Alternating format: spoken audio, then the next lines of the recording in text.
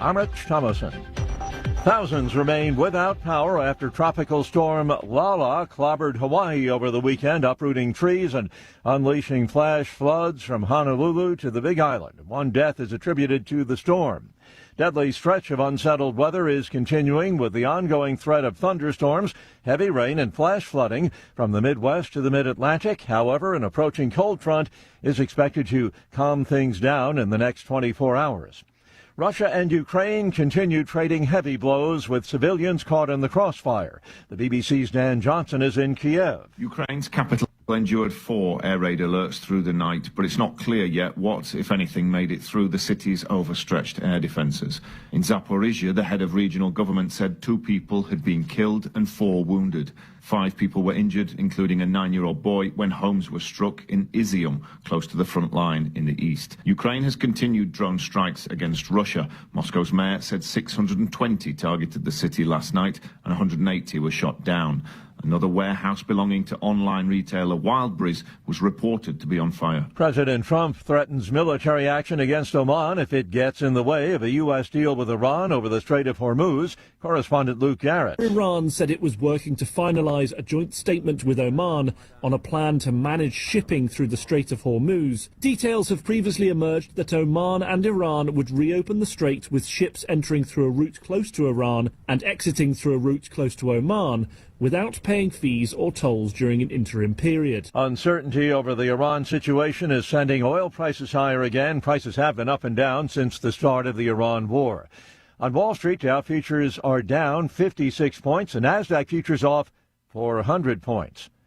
More on these stories, townhall.com. The following is a real-life story from Trinity Debt Management. When I was feeling the stress of too much credit card debt, I looked at 2 different options: debt settlement and debt management. They may sound the same, but guess what? They're not. Debt settlement seemed like a quick fix, but I found out it would destroy my credit, create tax headaches, and hit me with huge fees. They actually told me to stop paying my bills. No way, not me. Then I turned to a debt management plan developed by the team at Trinity. They worked with my creditors, lowered my payments, reduced my interest, saved me thousands, and paid off my debt. And Trinity is a Christian company, which is important to me. If credit card debt has you down, call Trinity at 1-800-990-6976. My name is Heather. Please forget debt settlement and remember Trinity Debt Management. 1-800-990-6976. President Trump's latest threatened tariffs on Canadian goods are set to take effect. Some $20 billion worth of Canadian products, from hockey sticks to tongue depressors, could be subject to 50% tariffs as of 12:01 a.m. Wednesday. The U.S. and Canada have wrangled for decades over trade, but President Trump's belligerent approach marks an extraordinary departure from the traditionally cooperative relationship between the two countries. Nevertheless, Prime Minister Mark Carney says the U.S. and Canada are negotiating to avoid the new round of tariffs. He describes the talks as very intense and delicate. Ben Thomas, Washington. Thousands of people are displaced on Indonesia's Flores Island several days after a magnitude 7.7 earthquake killed at least 68 people, injured 213, and damaged more than 4,500 homes. More than 19,000 survivors have been sheltering in tents and evacuation centers. Townhall.com. British Prime Minister Andy Burnham has reportedly exchanged messages with an imposter posing as President Trump's chief of staff. Politico says Burnham believed he was communicating with Susie Wiles before becoming suspicious and cutting off contact. Now, the White House says the incident had nothing to do with Wiles' device being hacked. The State Department has warned diplomats about attempts to impersonate officials while using AI. And the FBI has warned of malicious actors misusing AI to impersonate senior U.S. government officials. Jason Walker reporting. Child safety and privacy at the heart of a lawsuit against Facebook and Instagram parent Meta. 4 states seek extensive damages. Trial gets underway today with opening arguments. California, Colorado, Kentucky, and New Jersey also demand changes how the company operates its online platforms. Townhall.com. Washington is wasting $500 million every year on a federal supervision system that doesn't work. Probation officers are overwhelmed. Resources are going to people who pose zero threat, while actual dangerous individuals slip through the cracks. The Safer Supervision Act stops the waste and refocuses every dollar on protecting families from harm. President Trump's own pollster found about 80% of Trump voters want this fixed. It's time for Congress to get this done. Stop the waste. Protect our communities. Visit safersupervision.com. Paid for by the Reform Action Fund. I spent my career building a business, but I couldn't stand by while Washington spent money it didn't have. So I got in the fight, and I never forgot who elected me. This election is about the America we pass on to your family and mine. We inherited freedom. Now it's our turn to defend it, to strengthen it, and to leave America stronger than we found it. You shouldn't have to guess where your next senator stands. With me, you already know. I'm Ralph Norman, and I approve this message. Now more than ever, it's imperative to support companies that share our conservative values. That's why I can't be more excited to tell you that I've switched my family to Patriot Mobile. Patriot Mobile is America's only Christian conservative wireless provider. When you switch to Patriot Mobile, you shift your support away from the leftist, woke, progressive agendas of Big Mobile. Patriot Mobile's wireless service works perfectly and seamlessly as you go about your lives with exceptional nationwide coverage that uses the same towers the main carriers use. Patriot Mobile donates a portion of every dollar earned to causes you care about, to organizations that fight for religious freedom, First and Second Amendments, sanctity of life, and the needs of veterans and first responders. Patriot Mobile has plans to fit any budget, along with great discounts for our veterans and first responder heroes, as well as multi-line users. Switching is easy. Just go to patriotmobile.com/Godzilla or call their U.S.-based customer service team, 972-PATRIOT. That's 972-728-7468. Use offer code Godzilla for free activation. The Cats and Cosby Show. It's the top news of the day. People are out there saying, oh, the Iranians are never going to live by it. But let me tell you something. President Trump is going to bomb them again if they screw around. Hopefully they live up to it. And if not, the pounding's coming. We're going to do it again and again and again. The Cats and Cosby Show, weekdays 5 Eastern, 4 Central on the stations of the John Fredericks Media Network. Trump is the toughest president we ever had. Well, he's definitely the best bomber. Every morning, your Godzilla of Truth sets the table with the day's news. Starting August 17th at 10, Wendy Bell goes live with reaction and her own fiery fabulosity. And I want MAGA to grow a wave of red, the likes of which you've never seen. August 17th. You're on the cusp of a golden age. Wendy Bell, are you ready to go? Weekdays 10 to noon on the John Fredericks Media Network. Wagering at its finest, playing at the highest levels, under the highest stakes for more than a decade.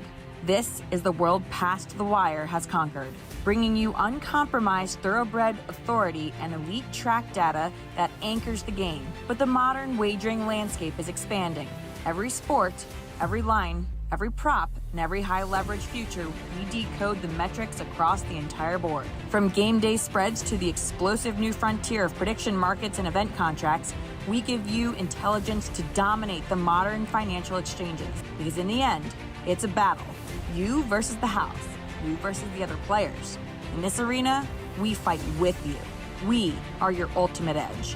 Welcome to the Ultimate Wagering Network. Subscribe to Past the Wire TV and turn on notifications, because when the dust settles, nobody does it better.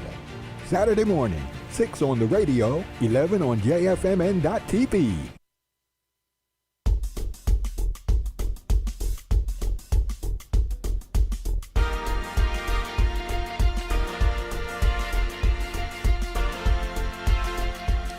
Well, happy Tuesday morning, everybody. This is the John Fredericks Media Network. I'm Dan Hobgood. Time to look at, among other things, weather in sports. Let's start where I am in Richmond, Virginia, where the high today will be 89 degrees, a low tonight of 68. Right now, the temperature in the River City, 73. Squirrels begin a series at Chesapeake tonight. First pitch, 6:35 p.m. Moving on to the nation's capital, the high today in D.C. will be 90 degrees, a low tonight of 66. Right now, the temperature in Washington, 75. Nats travel to Texas for a series against the Rangers. First pitch there tonight at 8:05 p.m. Eastern. In Atlanta, you're looking at a high, I think a network network-wide high of 94 today, a low of 69. Right now the temperature is 73 degrees in Georgia. Braves are on the road at the Twins for a series. First pitch tonight, 7:40 p.m. Nashville, you're looking at a high today of 90, a low tonight of 67. Right now the temperature in Middle Tennessee, 75 degrees. Philadelphia, your high today will be 87. Spotty storms this afternoon, a low tonight of 67. Right now, the temperature in eastern Pennsylvania, 75 degrees. The Phils welcome the Marlins to town for a series. First pitch for those two teams tonight at 6:40. Morgantown, shout out to all Yins in West Virginia. A high today of 82, a low of 61 tonight. Right now, the temperature is 70 degrees in wild and wonderful West Virginia. And then last but certainly not least in my heart, Pittsburgh. You're looking at a high today of 82, a low of 62 tonight. Right now, the temperature in the Steel City, 67 degrees. The Tigers thrashed the Buccos last night, 8-5 on national television. First pitch tonight for the two teams, 6:40 p.m. Shohei Ohtani belts 2 homers as the Dodgers pound the Rockies yesterday.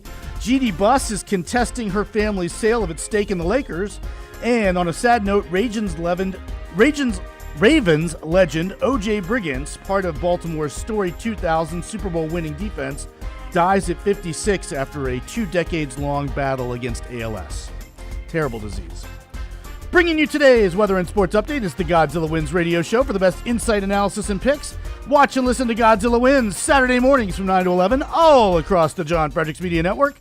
Plus, to get John's daily sports picks, you know what to do. Go to GodzillaWins.com. Once again, that's GodzillaWins.com. All right, folks, get those active minds ready for a few words to the wise. Yesterday, of course, we discussed the basic science of selfishness, making decisions that will at least be of more help to you than not, as opposed to being of less help to you rather than more. The most fundamental step toward living a selfish life is recognizing reality for what it is. We have a simple term for this: being honest. Pretending that nature is different than it is has consequences that range from disconcerting to devastating to deadly. Obviously enough, this is a problem for anyone who cares about his life and happiness. The point here isn't to be fatalistic or defeatist, though. On the contrary, one of the principal reasons to be true to reality, if not the primary reason, is to reshape nature for the better. If we pretend that man has wings and physically can defy gravity accordingly, we don't develop the airplane that genuinely makes human flight possible. If we pretend that cancer isn't real, we don't learn how to treat, prevent, and let's hope soon, cure it. If we pretend that our waistlines aren't expanding, we won't be able to stop and reverse the trend. Honestly, I used these examples because they were literally the first ones that came to mind. But we could come up with thousands of others. The key here is that to alter or modify reality, we must first acknowledge it as it is in the present.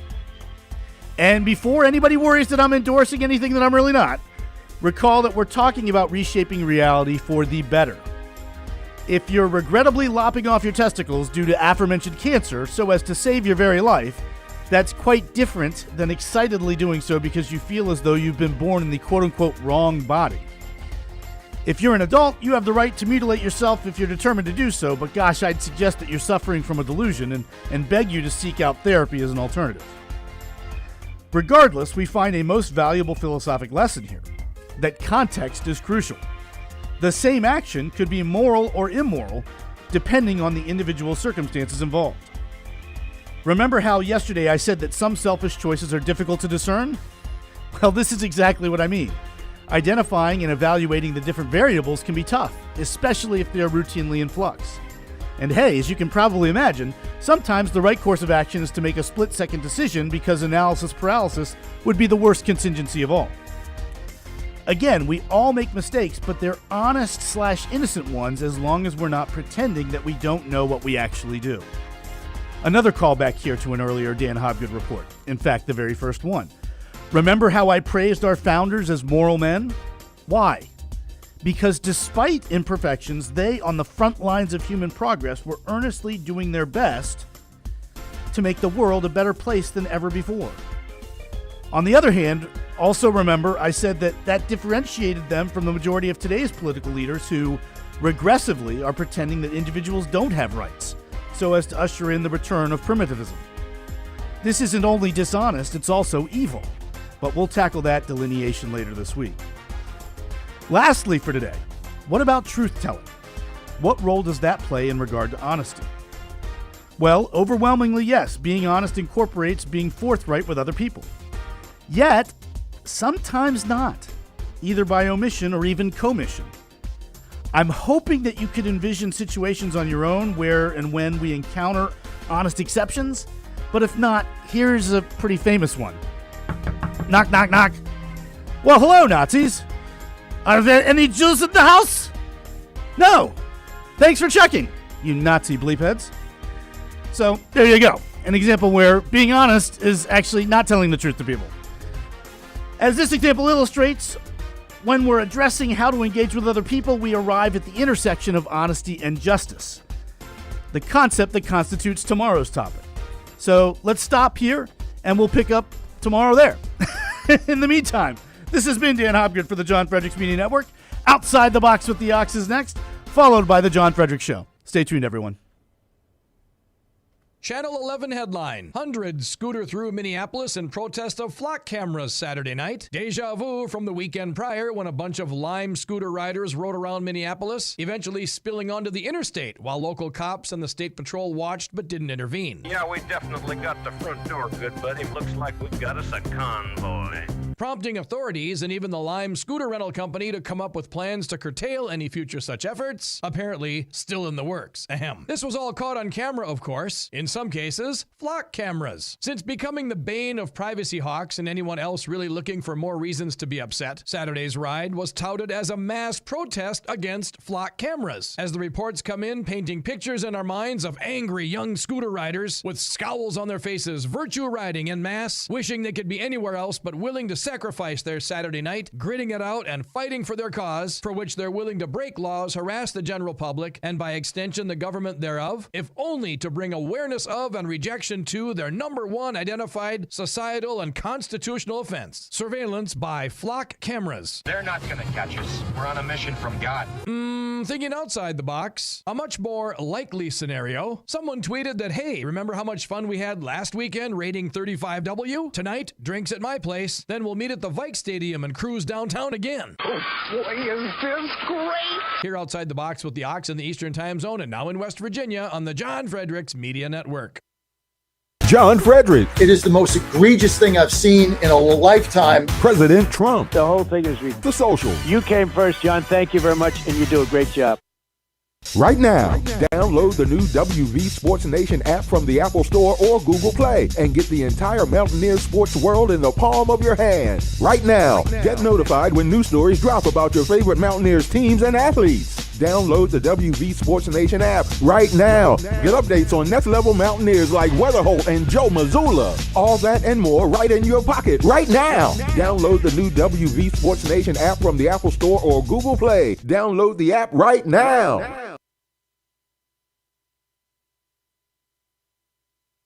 Godzilla Wins, where you get the best insight and best information on how to win the most money ever. Guess what? GodzillaWins.com. Let's talk more winners.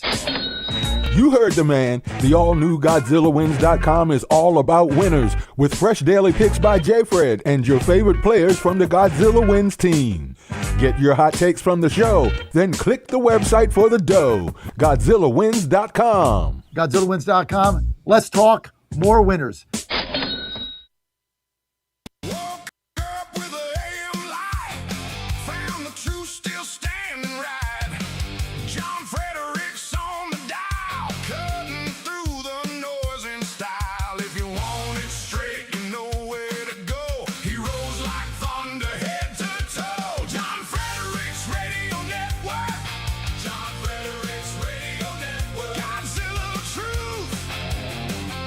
Hear that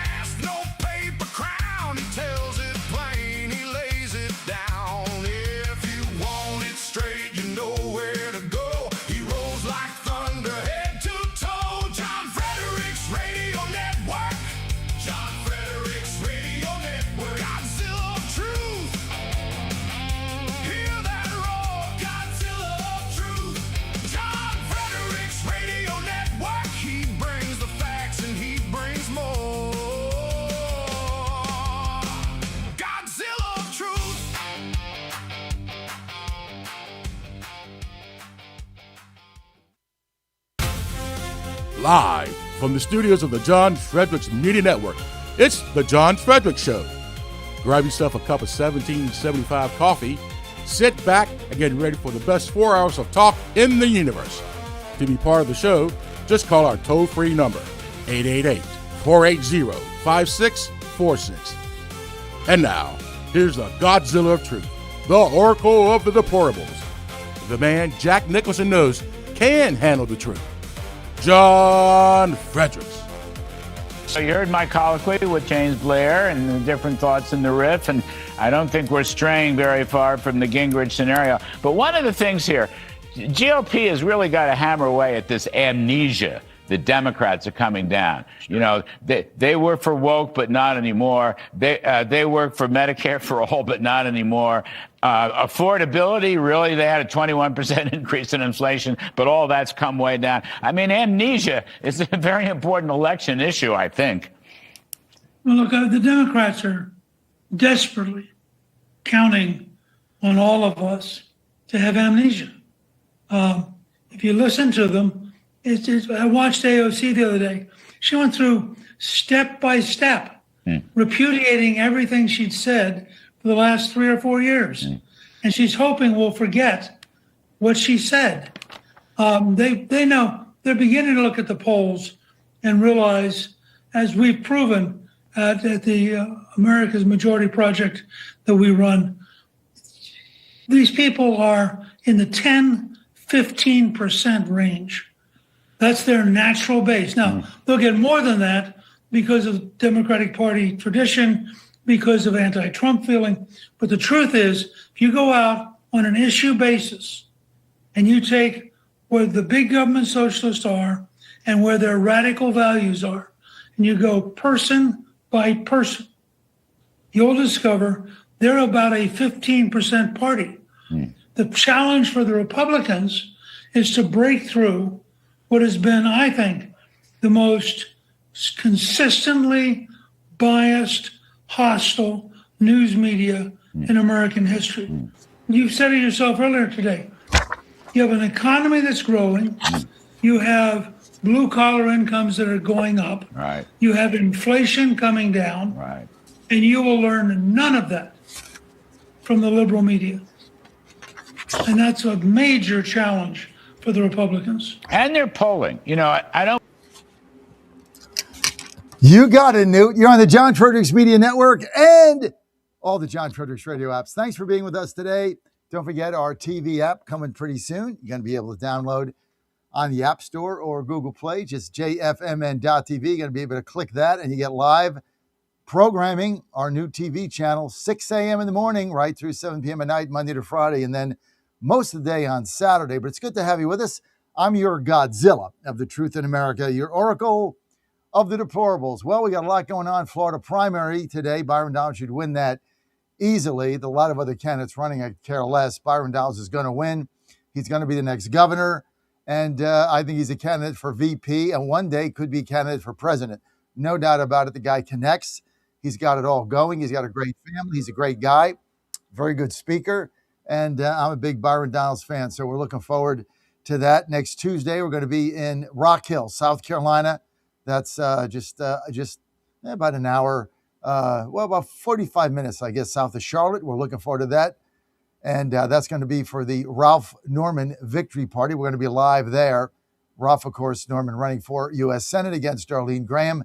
Well, the Trump campaign bringing out all the stops. We understand the president might actually go and campaign for her. Why you would waste this energy on somebody that you have no idea if they're going to vote for you or not is beyond me. But look, you know what? I just call it like I see it. I'm for Ralph Norman. I know what I get, and I know what he is. Meantime, we've got our friend Hakeem Jeffries.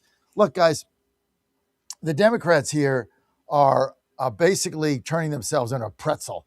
I mean, they don't know what to do with the Democratic Socialist, right? And Newt Gingrich nailed it. AOC came on. She finally came on a Sunday show after 2.5 years, and she was very measured. And he was right. She spent 20 minutes disavowing everything she said in the last 3 years, getting ready to run for president. I mean, you really must think the American people are just dumb as a box of rocks, right? You can't think there's any sign of intelligence out there if you really think you're going to be able to do this and be successful with it. So absolutely insanity. But look, guys, we've got the Democrats in a tizzy, and Gingrich nailed it. The press is more hostile this cycle than they've ever been. And how long have I been saying that? I've been saying that now for months, and it's getting worse by the day. You cannot find a positive story on anything. I told you yesterday, I'm getting now stories in Politico and The Hill that Alaska is at risk. The chances of Sullivan losing Alaska, if there is less than zero, that's what it is. But they are going to completely beat you over the head with the fact that Trump voters are upset, they're not turning out, or they're voting for the communist, right? Let's see, I voted for Trump 3 times, and now I'm going to vote for a communist. I mean, the whole thing is absurd beyond belief, but they just wanted to press the vote. But here's where I get hope, okay? We went through this in Virginia in the special referendum in April, where everybody said the Trump voters were depressed. Nobody was coming out. They don't even know what the referendum is. They didn't know how it was worded. We didn't have any money. We didn't have signs. We didn't have anything. And we came within mail-in ballots of beating that thing, lost by 2%, and started with no money, 30 points behind. Yeah, we're going to come out. We are going to come out. This idea that Trump voters are just going to sit home? No. Who is listening right now? Who knows anybody in your circle? Answer this question. In your circle of friends or family, in those that you know, those that you talk to or Facebook time with or whatever that is, right? Whatever you guys do. Do you know anybody that has voted for Trump that is staying home in November, that is just not going to vote, that voted for Trump? Do you know any MAGA person who's staying home? I challenge anybody to find that person. Anecdotally, yes, you can find the anecdotes on Facebook. A real person. Hey, John, I voted for Trump 3 times, but I'm staying home. I'd rather stay home than spend 2 minutes voting by mail or early voting because I really do want the communists to win and teach Trump a lesson. Is there anybody think that's going to do that? You know what the answer is, folks? No. This is the bottom of the nonsense. This is why you tune me in. Truth and clarity. The clowns the Democrats are putting up in race after race, these are clowns, okay? The American public is going to turn out and they're going to vote for the Republican candidate. I know gas is too high. That's all they've got. Name another issue they have other than gas. Oh, the war? Well, that's tied to gas. So name another issue. I mean, they are running on the price of gas. They want to take over the country and turn you into a communist crap hole and spend us into oblivion until we bankrupt because gas is $3.98. I mean, the absurdity of this is beyond the pale because they're running on nothing else. Affordability, what? City grocery stores? Subsidized by who? You? I mean, you're subsidizing them. The whole thing is absurd. What affordability? Look at Virginia. Prices have gone up since the Democrats came in. Prices in New Jersey have gone up since Jackie Sherrill came in. What's the affordability? What exactly are they going to do? Medicaid for all? We've already been through that. Nobody wants national health insurance. We've already been down that path. It's not going to happen. So what is it that they're campaigning on? Other than Orange Man bad, Trump derangement syndrome, Trump sucks, and gas.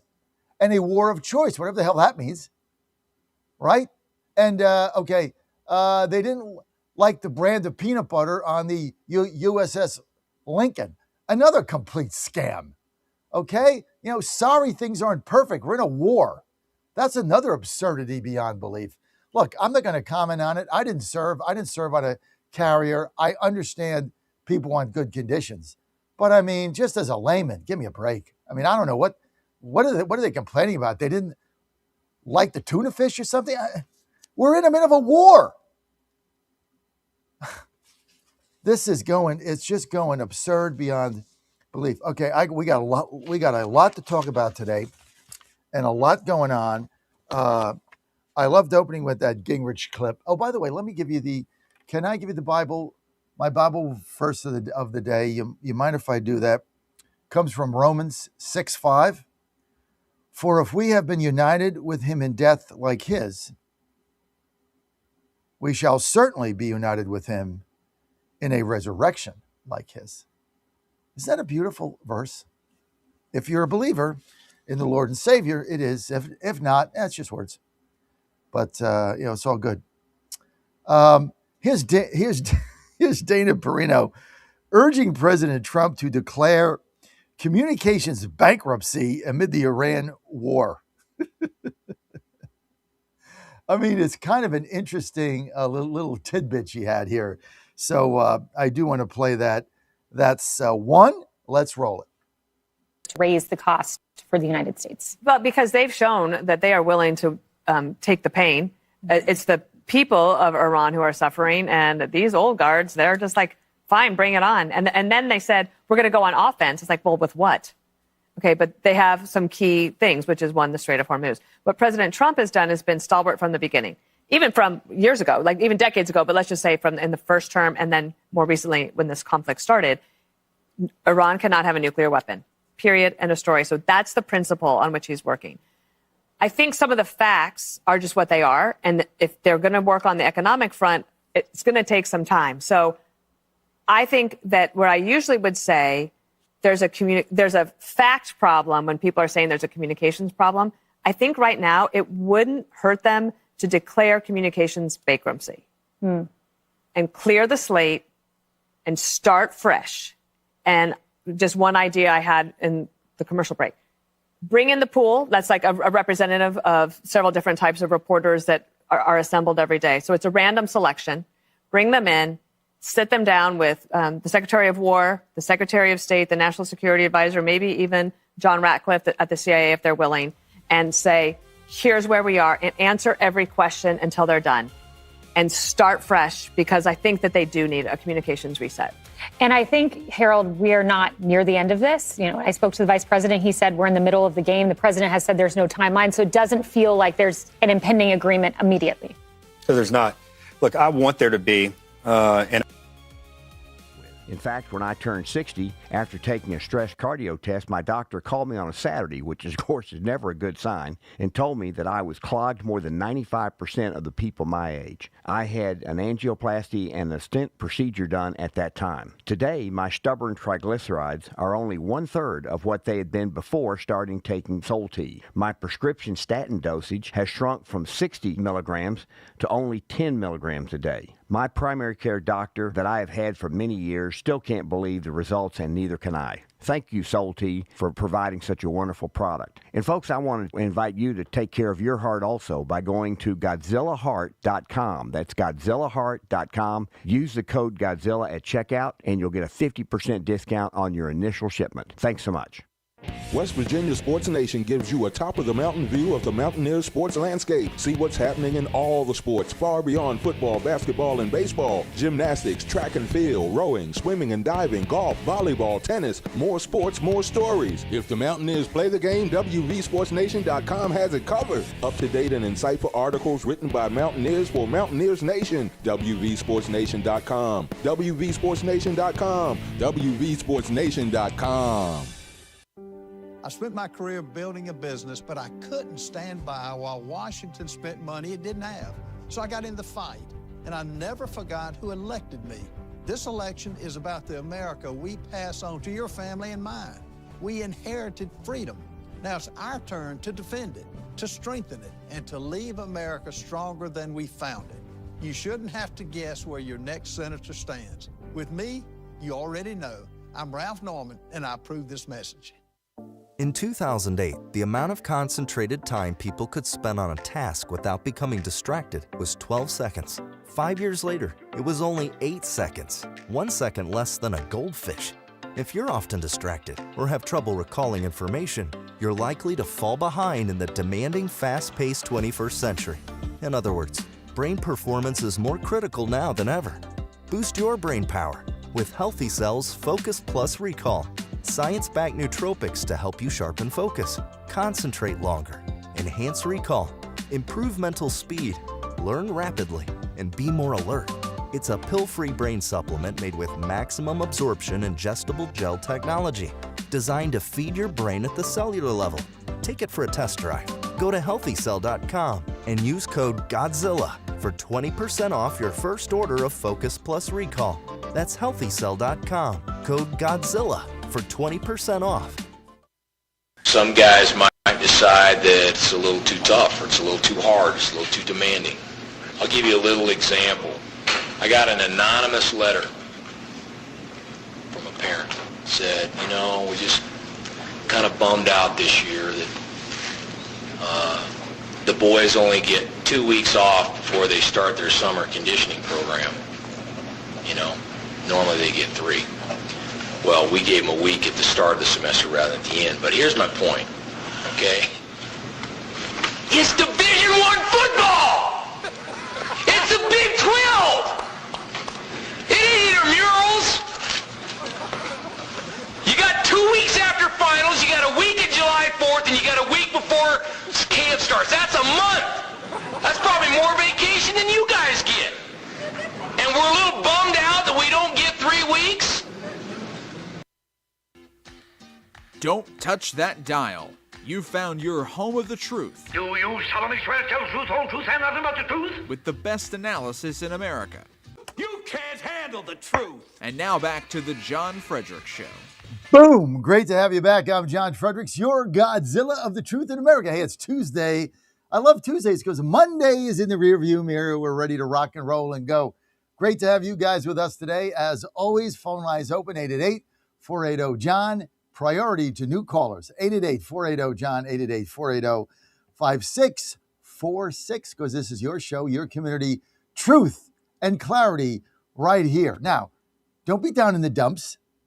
Don't be listening to the fake news. Don't be saying, the sky, I got a long email from somebody who's sending me the sky is falling and Trump's got to do this and gas prices and the war and we're going to lose the House and the Senate and there was doom and gloom. Why do I get up every day jumping out of bed? Because I don't buy I don't buy the nonsense. That we're not going to lose Ohio. We're not going to lose Alaska. We're not going to lose Texas. We're not going to lose any of these states. I mean, here's the states where the Democrats are going to win.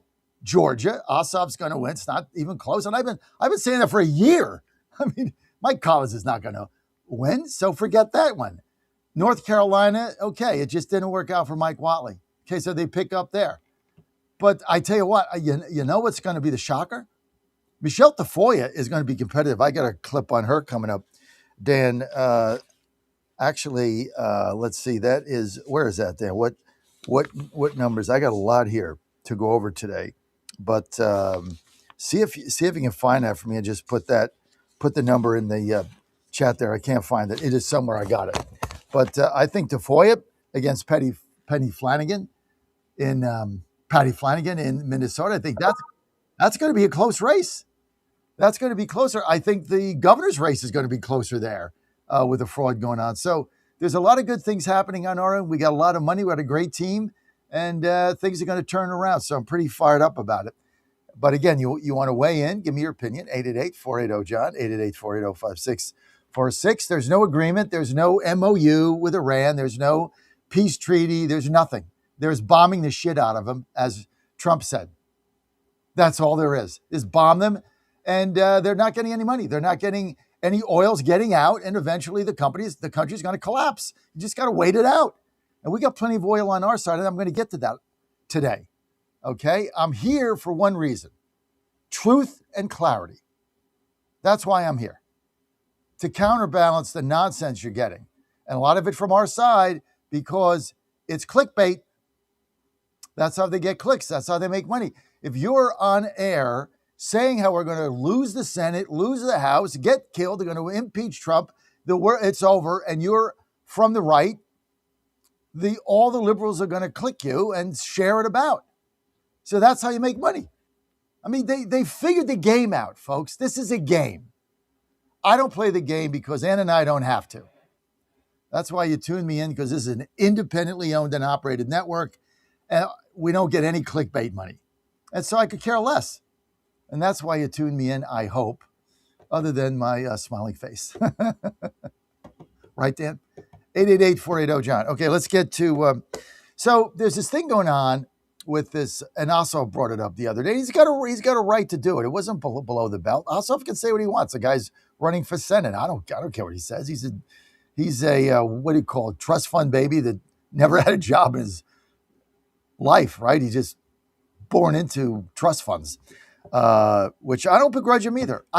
He's not a bad guy, but he's a communist. So, he's got to go, but he's going to win. But a reporter asked Trump yesterday about this traveling with Natalie Harp. Now, I know Natalie Harp. She's a great lady. She got attached to the movement when President Trump, she claimed in 2020, saved her life with right to try. And in her mind, she owes her life to him. In her mind, in her world. And that apparently, according to the facts, that's most likely the case. So when you owe your life to someone, you tend to be a little more loyal to them than the average person. Is that not a true statement? I owe my life to my wife, Ann. Hadn't been for her, I would be dead. Therefore, you think I'm a little more loyal to her than the average husband? Probably, right? Doesn't that just stand the reason? Isn't that just common sense? Now, I know Natalie, talked to her many times. She's a bright, fine, intelligent young lady, very passionate about what she believes in. And she's the president's personal assistant. So what? So she helps him out. So what? The guy's 80 years old. He has a personal assistant. What's the problem? I mean, what is the problem? Who cares? He's got a right to have whatever assistant he wants. Now, let me tell you something else. During Trump 1, and let's be candid here, folks. Truth and clarity. During Trump 1, the White House was infested with so-called aides that didn't believe in Trump or his agenda or MAGA or America First, that undermined him at every turn. We had a guy that actually took things off the Resolute desk before he came in the morning. So these people, he's been through this.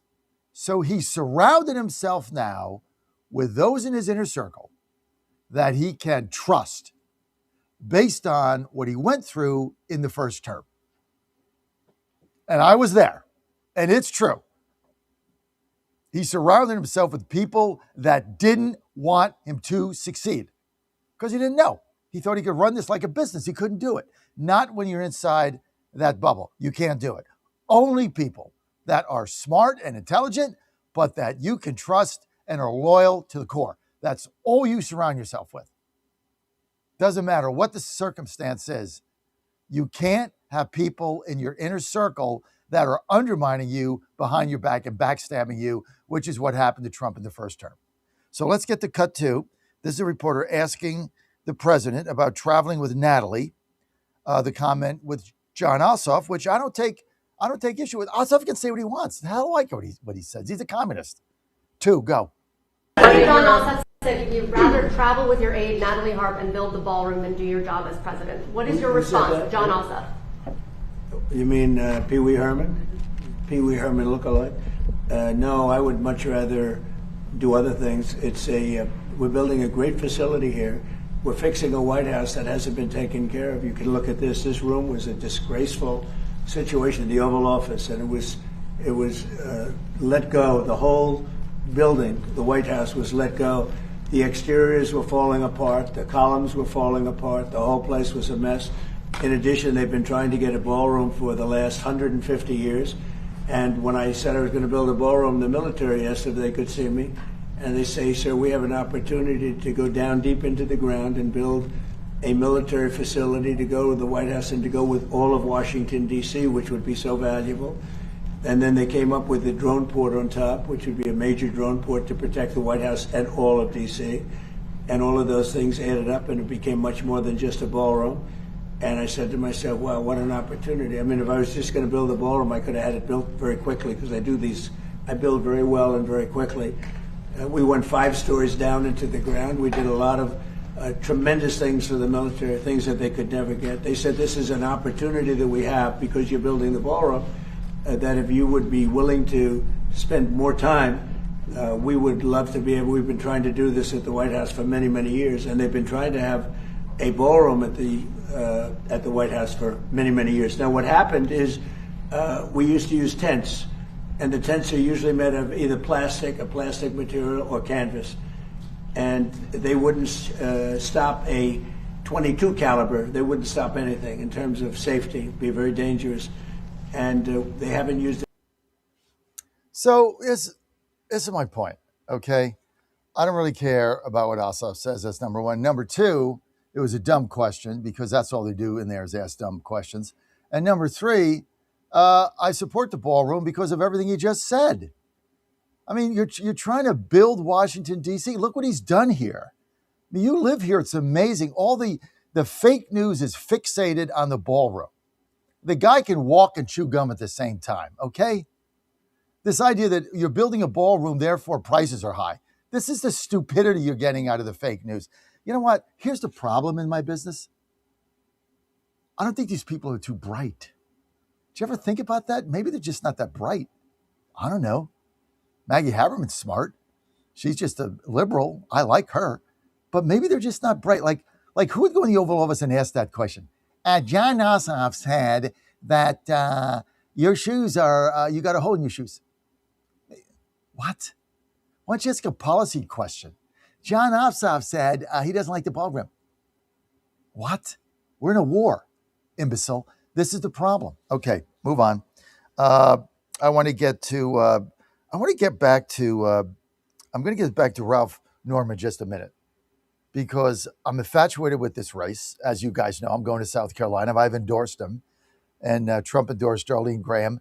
Rarely do I go against the president in endorsements, but I call it the Amy Coney Barrett effect, right? Burn me once, shame on me. Burn me 2 times. I'm too stupid to have a job. That's why I'm for Ralph Norman. I don't know who Darlene is, but I do know where she's getting her money, which is from Lisa Murkowski's PAC. I don't need to know anything else. Cut 5. Take a look. Ralph Norman has a difficult spot here. He's got to essentially attack someone who is a very sympathetic figure while still making his arguments against her. How does he thread that needle? Is that argument effective? Well, there is quite a contrast here, Garrett, because, Ralph Norman does have a conservative voting record and a leader of the Freedom Caucus in the House. He's established himself as one of the more outspoken and vocal conservatives, and a principled conservative, I should say, at that. Whereas Darlene Graham has been in Washington for, just a few weeks, doesn't necessarily have that track record. It's anyone's guess whether she's going to go the route of Lisa Murkowski, Susan Collins, or whether she's going to be more in the conservative camp. I don't know. And I think the voters of South Carolina have a big decision on their hands because, as we know, whoever wins that primary is going to likely go on and win the general election. Does Norman have a chance? How could you vote for somebody you don't know what she stands for? Riddle me that. And I thought Norman's interview with me yesterday was a 10. Dan, what did you think of that, Dan? He's really something. No, he's impressive. He's guy. solid. He's 100% solid. Okay, so as you guys know, our network is News Talk Sports. We do a lot of sports, right? Well, you know that. And Game On, 6 to 7 p.m. at night. The show last night was phenomenal. And one of the things they talked about last night was Stephen A. Smith, who, we all know if you cover sports at all or you're into vibes of sports, Stephen A. Smith, started as a sports reporter. He gets into politics. He does comments. Anyway, they had a whole segment on him, Dan, yesterday, where I guess it's the NABJ, the National Association of Black Journalists, gave him a thumbs down because they said that he's not always nice to female African-American journalists, of which Stephen Smith fired back in only the style that Stephen A. Smith can do. And I don't agree with everything the guy says, but he is entertaining. I'll give him that. And I always say, I don't care where you stand on an issue. I don't care what you're doing. I don't care if I agree with you. Just don't bore me. If you bore me, you're gone. If you entertain me and I don't agree with you, you stay. Let's get to 6. Stephen A. Smith accusing the NABJ of giving him a thumbs down award over Democrat criticism. You got to hear this. Roll it. It's so funny. The reality is that it was a personal hit job. That's what it was. We can sit up there and lollygag around and act like we don't know any better. It was a personal hit job. Which, by the way, usually doesn't faze me. I know just because you think something fazes me, just because you see me commenting on it. No, I'm in this business. I have a platform. I can comment about anything I want to, and I will continue to do so. That's not what this is. This is different. This is a journalism organization that didn't engage in journalism when it came to critiquing me. Disparaging black women is a very incendiary thing to say. If you felt that adamant about it, President Haynes, how come I never got a call? How come the NABJ never reached out to me to have a conversation? And you would go on stage, Ms. Haynes, and accuse me of disparaging black women. Yep, because you stepped outside the box, Just your dude. feelings. Oh, my goodness. Don't you understand, Stephen A. Smith? You have to, everybody on your side has to say the same thing. You can't step out of the box. You can't disparage anybody on your side, especially Jasmine Crockett, the nutball communist in Texas. Even though she's crazier than a loon, you can't do that either. See, our side, we have all kinds of voices. I mean, you really want to talk about a big tent? It's our side. We criticize each other all the time. These guys, you can't step out of line or they will ostracize your sorry butt. Now, let's get back to more serious business. Thank you, Stephen A. Smith. Enjoyed it. Let's get back to some more serious business, right? Midterms. Oh, John, we're going to lose. I got to get a bag to breathe into. They're not going to lose. Okay, look. Tell me what issue somebody call me up, and I don't want you to pontificate.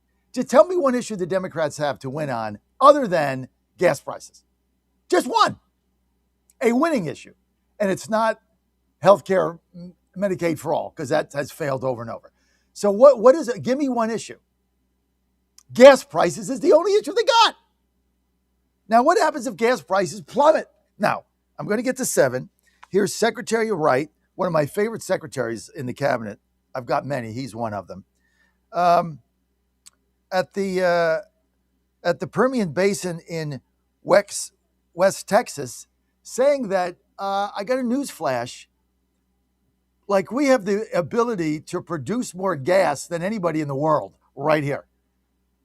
All we got to do is do it, and the gas prices are going to plummet, and who cares about Iran? Folks, just chill, okay? It's going to be fine, right? 7, take a look. Secretary Wright on gas. We can produce more oil and gas at less cost than we ever could before. That's grown American production. And in the Permian Basin, where we are right now in West Texas, the production, when President Trump was first elected 10 years ago, since then, oil production in this basin, America's largest oil field, oil production has quadrupled. Natural gas production has grown 7-fold. And so this is about innovation, and this is about unleashing American energy. You just got to drill. That's all you have to do. You just have to drill. And the gas prices are going to come down, and Iran has no money, and eventually the people starve. I mean, according to reports, they're yet to get one drop of oil out of that country since we put on the wall of steel. So they can't get it out, which means they can't sell it, which means their economy collapses. And then we take over the strait, which we should be doing now. And I love what Trump said. Let's just annex it. Just annex it. Who's going to stop us? France? Like Oman? Like he said, we'll bomb the crap out of them. Who's going to stop us? Just annex it. End this thing. What the American people are looking for right now is you started with leadership and saying no nuclear weapons. Now we want you to end this thing. We want you to end it. Take the military and end it. Open up the straits and annex it. That's it. Done. I don't care what it takes. And then you'll never hear from these clowns in Iran again. 50-year war, right? 50 years. All right, we're going to get to, let's get to Michelle Tafoya, because I think the Minnesota race with Peggy Flanagan is going to be one to watch. I'm not writing this one off. This could be a shocker flip in Minnesota. Let's get to Michelle Tafoya. She's tough not to like. 23, roll it. Well, then there's the issue of the state's massive fraud scandal. In fact, federal investigators have said it could total that $9 billion. But Flanagan is pointing the finger at the governor, Tim Walz, despite serving right alongside. Remember, she's lieutenant governor since 2019. Right. Watch. Do you deserve any responsibility, the lieutenant governor, for those fraud schemes that have taken place in your state over the last several years? I would say, the governor says the buck stops with him. More should have been done sooner, and I agree. A Republican state representative fired right back. She and Tim Walz were tied at the hip most of the entire 8 years that he has been governor.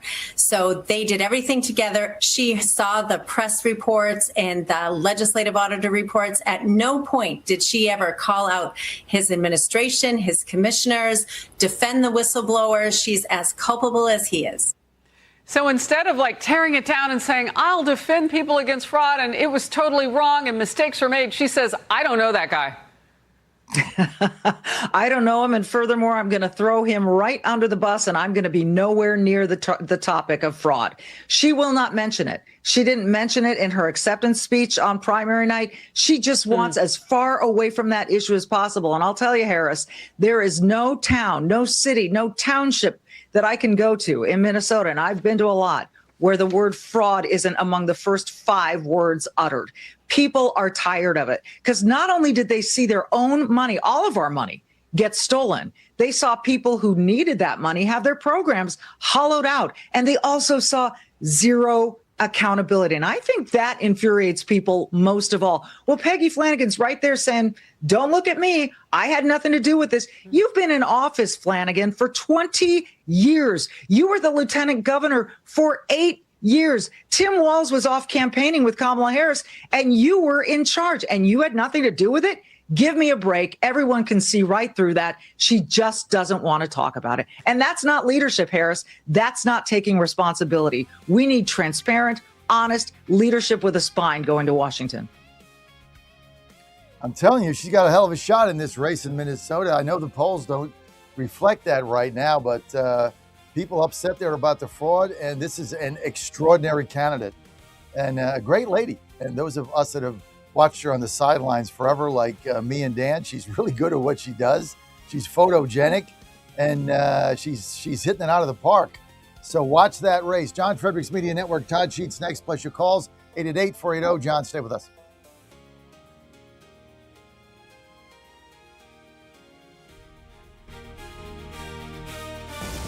This is WJFN Goochland, Bonaire, Chester, and WJFB Portsmouth, part of the John Fredericks Media Network. This hour from Town Hall, I'm Rich Thomason. Cleanup is underway across parts of the country battered by days of deadly and destructive storms. 7 deaths in Indiana, 1 in West Virginia. Forecasters warn that more severe weather is not out of the question. Hawaii starting down the long road to recovery following a powerful tropical storm.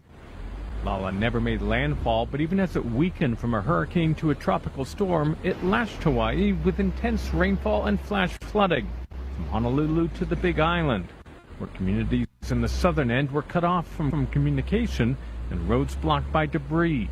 Officials announced one fatality, a 90-year-old woman found dead in Naalehu. Hawaiian Electric said more than 100,000 customers were without power as of Monday afternoon after Lala's winds took down trees, utility poles, and transmission towers. I'm Ben Thomas. South Korean President Lee Jae-myung says a solid alliance with the United States underpins national security. His remarks follow President Trump's order to substantially reduce military exercises with South Korea. Although the 60-day window for talks with Iran over the Strait of Hormuz has now closed, President Trump insists that nothing is set in stone. According to Fox News, Trump claimed that the 60-day deadline was irrelevant because there was no timeline and that the U.S. has a back channel for talks with the Islamic Revolutionary Guard. That's correspondent Luke Garrett. The United Nations reports nearly 17,000 Ukrainian civilian deaths since Russia invaded in early 2022. No word on how many Russians have been killed, but there are civilian casualties on that side as well. The death toll continues to rise daily as the two sides wage war, trading missile and drone strikes. The Dow futures up 9 points, NASDAQ futures down 345. More on these stories at townhall.com. Hi, I'm Kirk Cameron. Christian Healthcare Ministries is not another health insurance policy. If you're tired of year-long contracts and pointless restrictions, CHM offers anytime enrollment on your schedule and at your convenience. With CHM, you're paying half the cost of a traditional health insurance plan. So that puts more money back into your budget for everyday needs. Plus, you'll have access to CHM's care solutions for virtual appointments, prescription savings, surgery support, and more. My family and I joined in 2018, and it's changed our lives for the better. We love paying way less while helping other believers afford their medical bills. Take the leap of faith and see why Christians across the nation are better with CHM. Get started by calling 1-833-JOIN-CHM and use promo code WELLNESS for a 50% credit towards your first month. That's 1-833-JOIN-CHM and use promo code WELLNESS.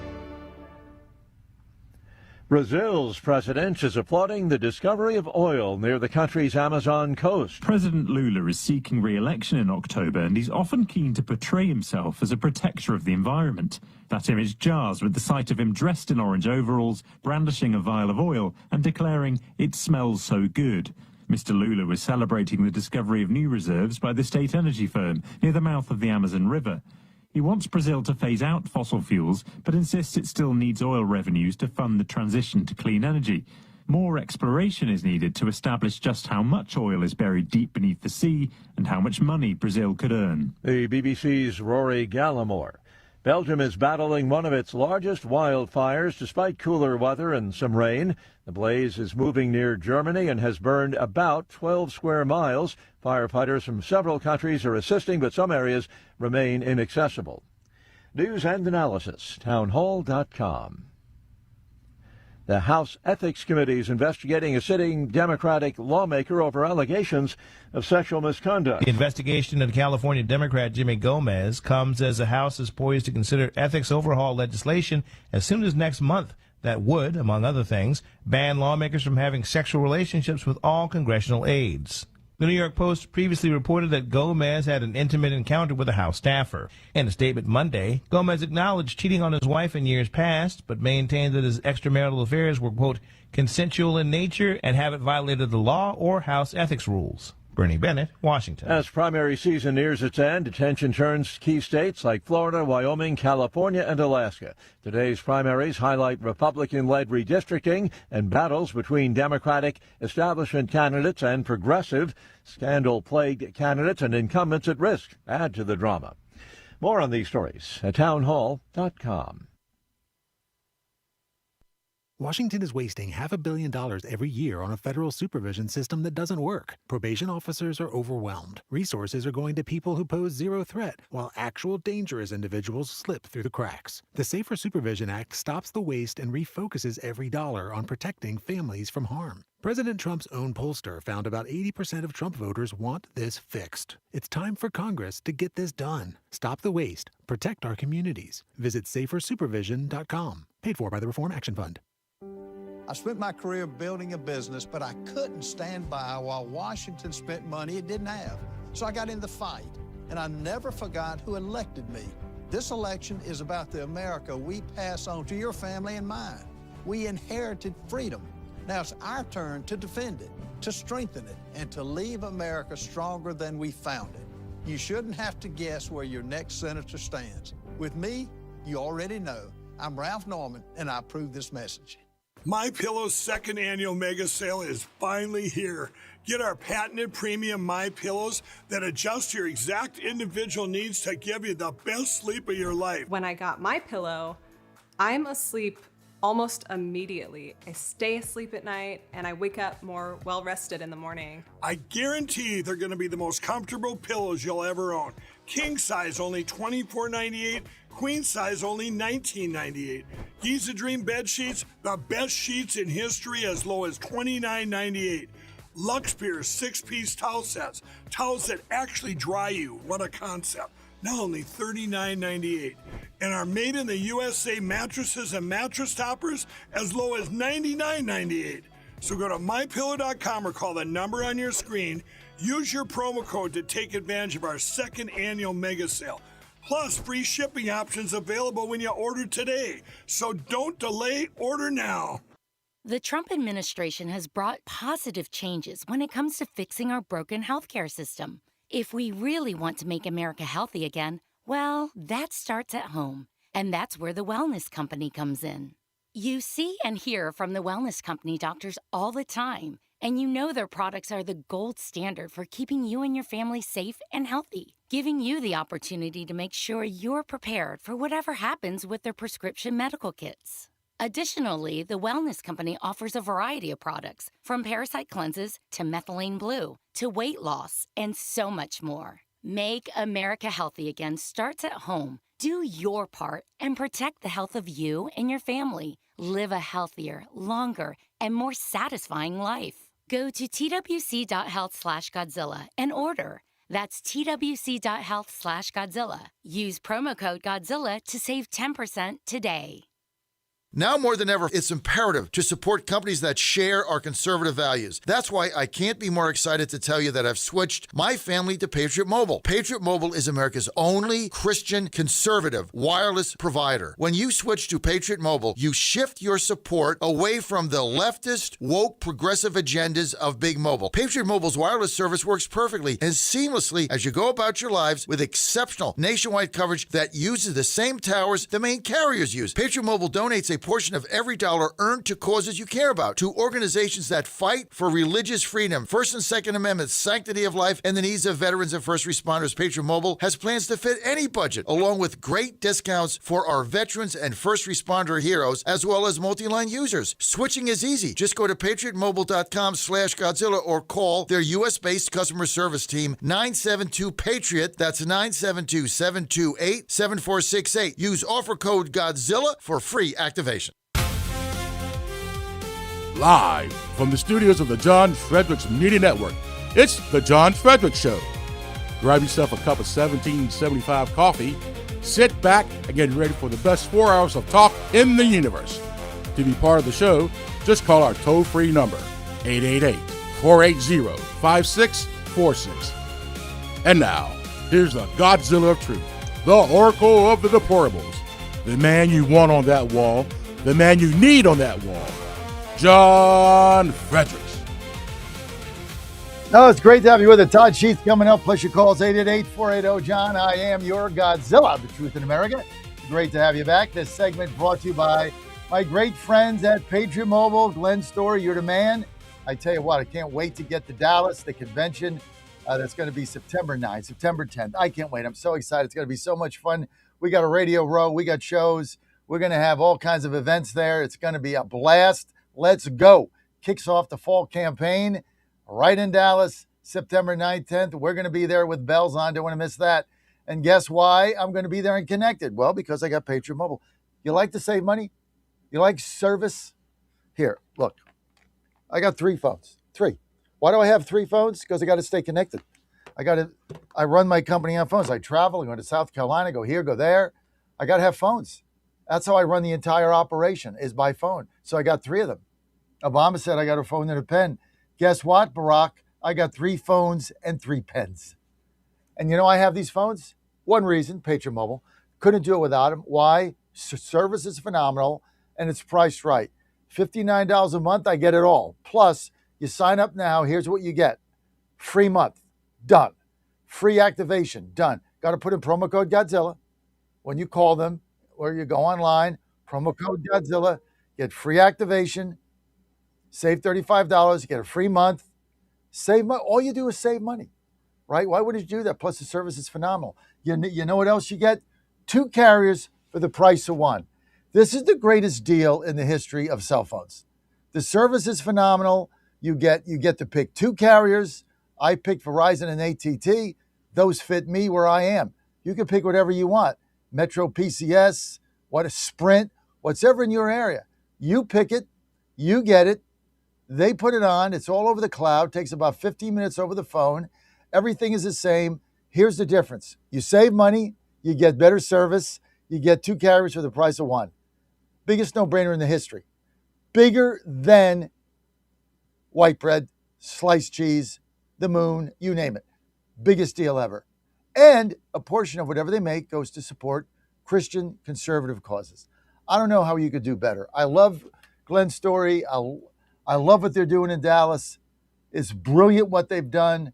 But look, the service is phenomenal. Now, here's all you have to do is go to patriotmobile.com, patriotmobile.com, promo code Godzilla, get all the deals, or give them a call today at 972-PATRIOT, 972-PATRIOT, promo code Godzilla. If you want to go on Godzilla Wins and bet the over-under on how many rings it takes before they answer the phone, the over-under is 4. Always bet the under. They answer the phone. Patriot Mobile is like a real-life person, not AI, not somebody in India that, kids are running around you that don't speak English. None of that. You get right to Dallas. You get right to customer service. Boom, they fix your problem. Or they sign you up, or they do whatever you need. That's called great service. They're revitalizing the cell phone industry. It's a renaissance of cell phones service. Hey, I like that, Dan. It's a renaissance of cell phone service. I just made that up. It's got a ring to it. Send that to Glenn. Go to patriotmobile.com, promo code Godzilla, or give him a call, 972-PATRIOT, 972-PATRIOT. And they're our featured sponsor at the convention in Dallas because that's where they're from. Can't beat that combo. All right, we got Todd Sheets coming up. Let's get to quick calls, and then we'll bring Todd in with the calls. Todd, come on in. Good to have you with us. We're going to be sucking Todd into all kinds of culture wars and stuff. Todd, you look great today. Thank you. You do too. Well, for me, Todd, it's an everyday occurrence. Do you remember Joe Namath's book? I was waiting for that. That's where I got it. Yeah, it was like, I can't wait till tomorrow because I get better looking every day. That was Joe Namath, one of the best quotes ever. All right, let's get to. It's always good to see you, Todd. You do look good though. Let's get to Jay in Rich Vegas, Virginia. Jay, you're live. Yeah, hey, I agree with you most of the time. This gas price is a definite issue. There's no question about it. So help me understand. I don't understand Trump 45. We all talk drill, baby, drill. And now here we are a year and a half in to 47, and the gas prices are still too high. I'm a conservative. Like I said, I love the Trump policies and everything. I disagree with you on this. I think this is I think it's a minor issue, but it is a sticking point for the Democrats. There's no question about it. He keeps talking about the gas prices are coming way down after the Iran war. I think that's great, but why haven't we already done all this work? I mean, why are we waiting? Like I said, I think we're a year and a half in, and here we are. I mean, we still have our gas prices are too high. Well, I think we're actually Jay in agreement because gas prices are too high, and it is going to affect the midterms. So you're right about that, 100%. My point was, this is all the Democrats have, and when they come down, and they will, I'm not really sure what else they're going to run on. I mean, what? Taking over the means of production? I mean, they're communists. What are they going to run on? Medicaid for all? They've already tried that. It doesn't work. No, everybody's too smart for that. So that's my question: is when the gas prices come down, what on earth are they going to run on? Is my only point. Let's turn it over to Todd. Todd, there's no oil getting out of Iran, right? That's what Secretary Wright said. I'll play that clip while you're on. There's no oil getting out. They can't make any money, or they can't sell it. So I don't know what the hell they're going to do. Eventually, they just starve to death or something. I don't know. But we've got all this gas. We heard Secretary Wright at the basin in Texas said, all we got to do is get it out of the ground.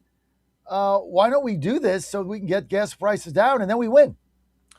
Yeah, well, I think these things do take time. And in order for the private sector to invest in development, they have to believe that prices are going to be at a certain level over a very long period of time, maybe a 5, 10, 15-year projection of what it takes to recoup the costs from drilling and exploring and finding the reserves in the first place and bringing them out of the ground. So if they're sitting there thinking, gas is going to get sold at this price and oil is going to get sold at this price right now, down back to where it was pre-war or something like that, that impedes development, because you're not going to spend money that you need, let's say, $85 a barrel oil for in order to make the investment make sense if you think the $85 oil is going to go back to 65 or something along those lines. So I'd make one more quick point here. It's very important for all of us to keep in mind the gas problems and the levels of inflation we're seeing right now are largely a function of the war.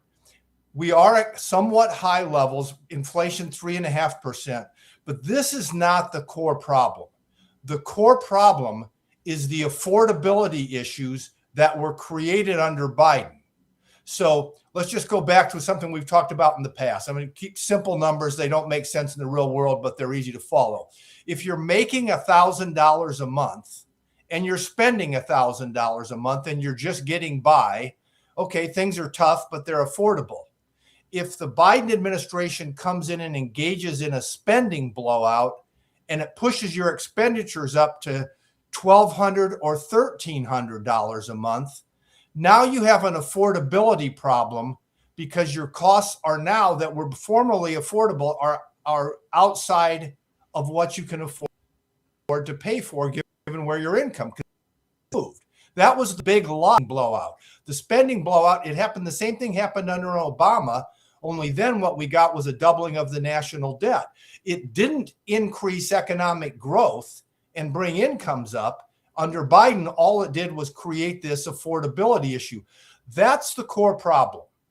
And once you have that problem, then an increase in gas prices like we've seen here lately, or 3 to 3.5% inflation seems like an insurmountable problem to deal with. But the real issue is it's not the 3% inflation. Gas prices would be a little bit difficult right now, but nowhere near as difficult as they are because of the affordability problem. That's the thing that everybody's got to keep in mind. That's the core issue that we're dealing with here. Well, the fake news media is not explaining that. That's where people get still a lot of their information. So they're just blaming the Trump administration. They're blaming the war. They're blaming gas. They're blaming Trump for everything. And so that's really the gap we have here in the understanding of how this happened. But from what you said, I mean, what is the answer to this? Because this is now the mid-August. We got 3 months, August, September, October. We got 3 months before these midterms. What do we do, Todd Sheets? Yeah, I think there is no easy answer at this point in time. I mean, I think ideally what Trump wanted to have happen was have an agreement with Iran that opened the Strait of Hormuz for a period of time. For the couple of weeks before Iran re-escalated, oil prices came down dramatically. They were, dropping below $70, almost to where they were before the war. That's what he was shooting for. And I wrote a piece on Substack about this a couple of weeks ago. I think the reason Iran re-escalated is because what they realized was that the benefit to Trump in terms of this coming election, which was the drop in oil prices, was the cost to them in terms of winning the war.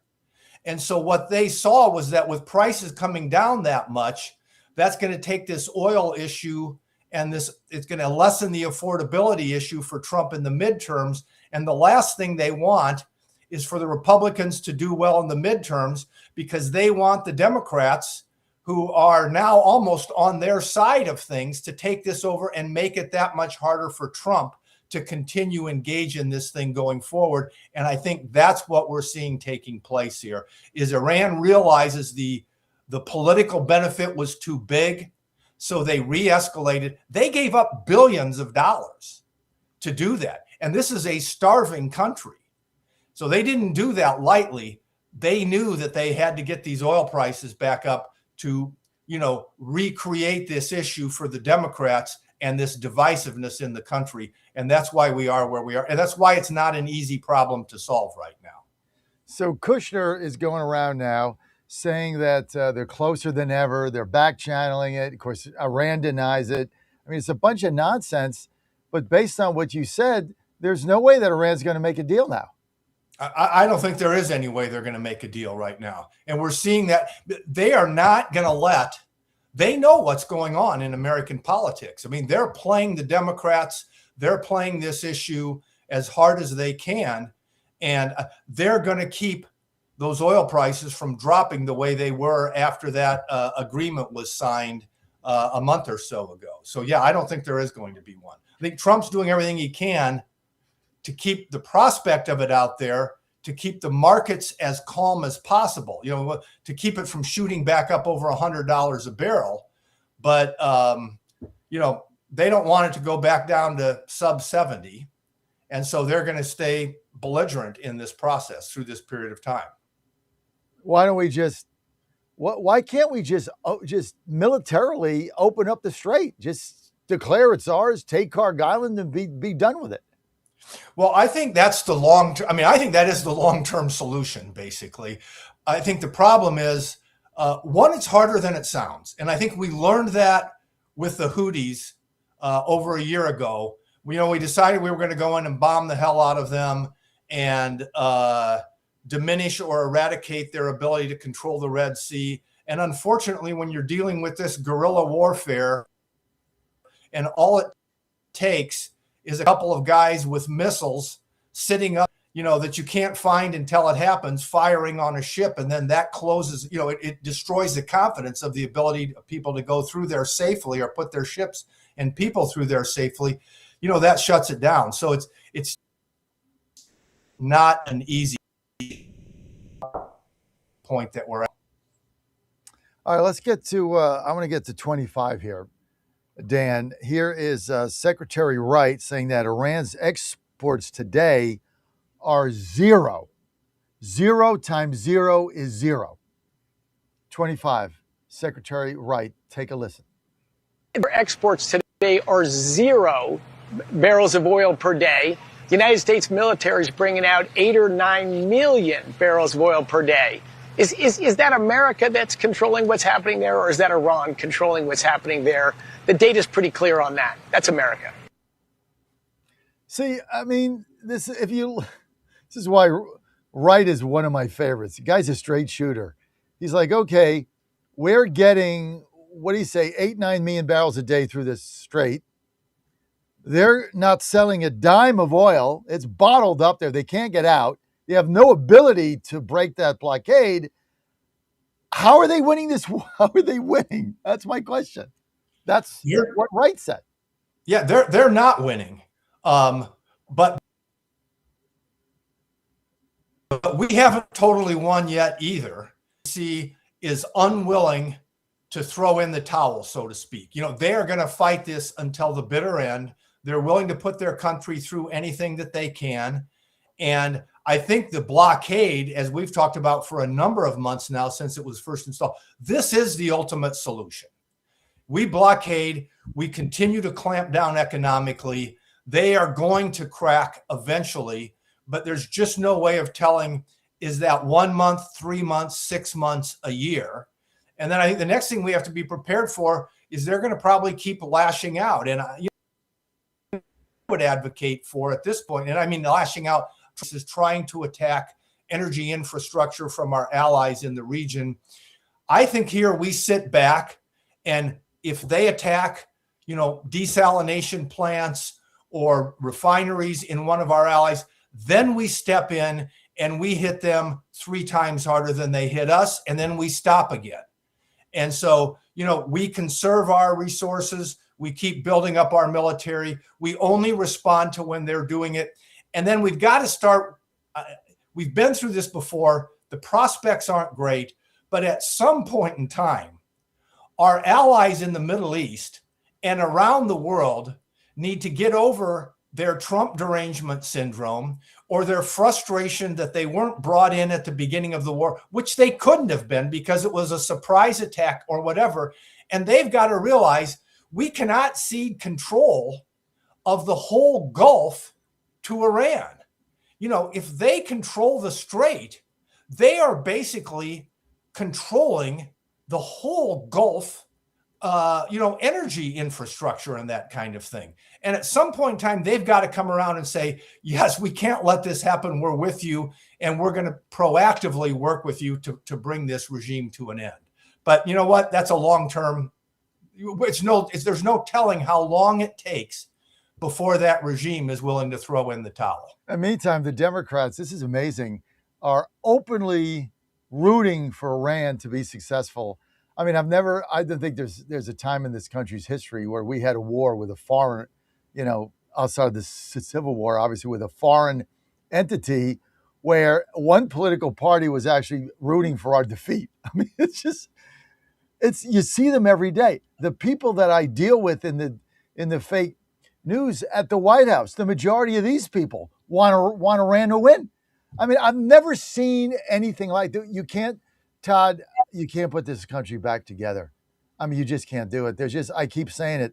There's a winner and a loser. That's it. There's no way to put this back together. I mean, when you're sitting in the briefing room and you know that half the people in there are hoping that Iran attacks us and wins and there's casualties and body bags. I mean, how do you even deal with these people? Right? But they're so blinded by their hatred for Trump and for MAGA, they don't care what happens. They just want us to lose, and they don't care what it takes. It's incredible. All right, I'm going to get to 27. Here's Stephen Moore talking about high inflation's gone. I want to get your comments on this.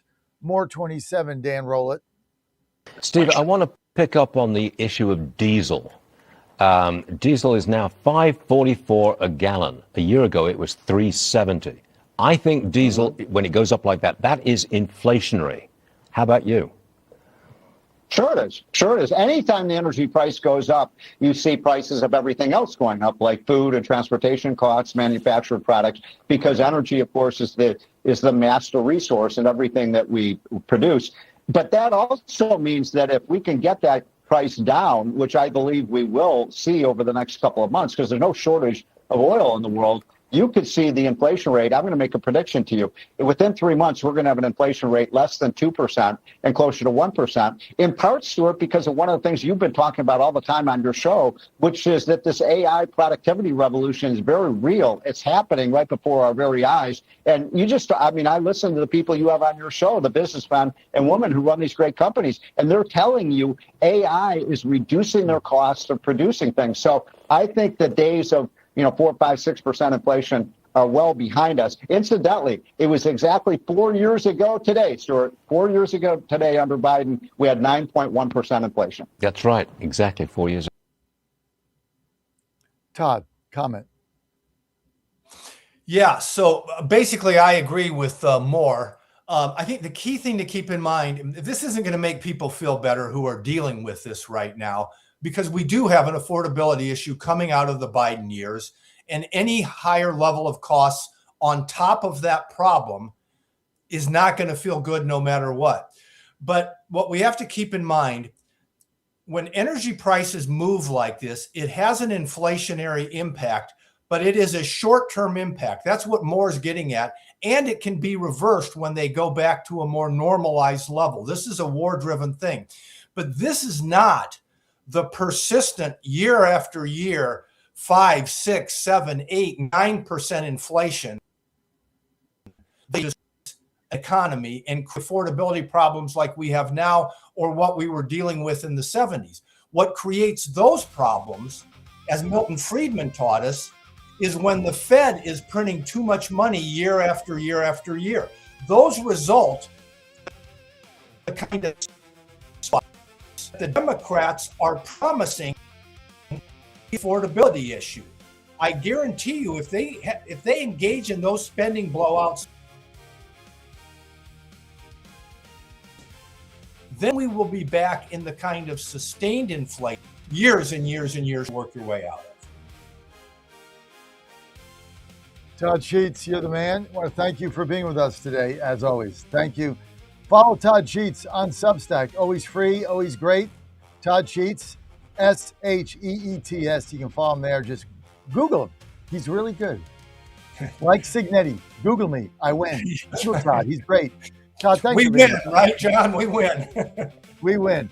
Always good to get Todd's perspective. Your calls when I get back. 888-480-JOHN. A day with gratitude and keep an attitude of gratitude throughout the day. I offer you my recipe for having a great day and a joyful life. First, start each day being grateful that the Lord has given you another day to serve Him. Roll yourself out of bed, get on your knees, and say a morning prayer of thanksgiving. Ask the Lord to help you throughout the day to do whatever His will is for you. Next, thank God for the little things that make your day better. I thank Him immensely for my morning coffee and for my legs that allow me to take a morning walk. I pray for those who cannot walk because of age, injury, or disability. Throughout the rest of the day, I am grateful for the people God has placed in my life. I thank Him for those who love me, and I pray especially for those who do not love me. Find ways in your day to thank God continually and offer prayers for all those the good Lord has placed in your daily path. I'm Susie Kelly, and I am passionately Catholic. Wagering at its finest, playing at the highest levels, under the highest stakes for more than a decade. This is the world Past the Wire has conquered, bringing you uncompromised thoroughbred authority and elite track data that anchors the game. But the modern wagering landscape is expanding. Every sport, every line, every prop, and every high-leverage future, we decode the metrics across the entire board. From game day spreads to the explosive new frontier of prediction markets and event contracts, we give you intelligence to dominate the modern financial exchanges. Because in the end, it's a battle. You versus the house. You versus the other players. In this arena, we fight with you. We are your ultimate edge. Welcome to the Ultimate Wagering Network. Subscribe to Past the Wire TV and turn on notifications, because when the dust settles, nobody does it better. Saturday morning, 6 on the radio, 11 on JFMN.TV.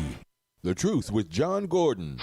A strong argument can be made that we need a certain number of illegal immigrants to work menial and in some cases dangerous jobs.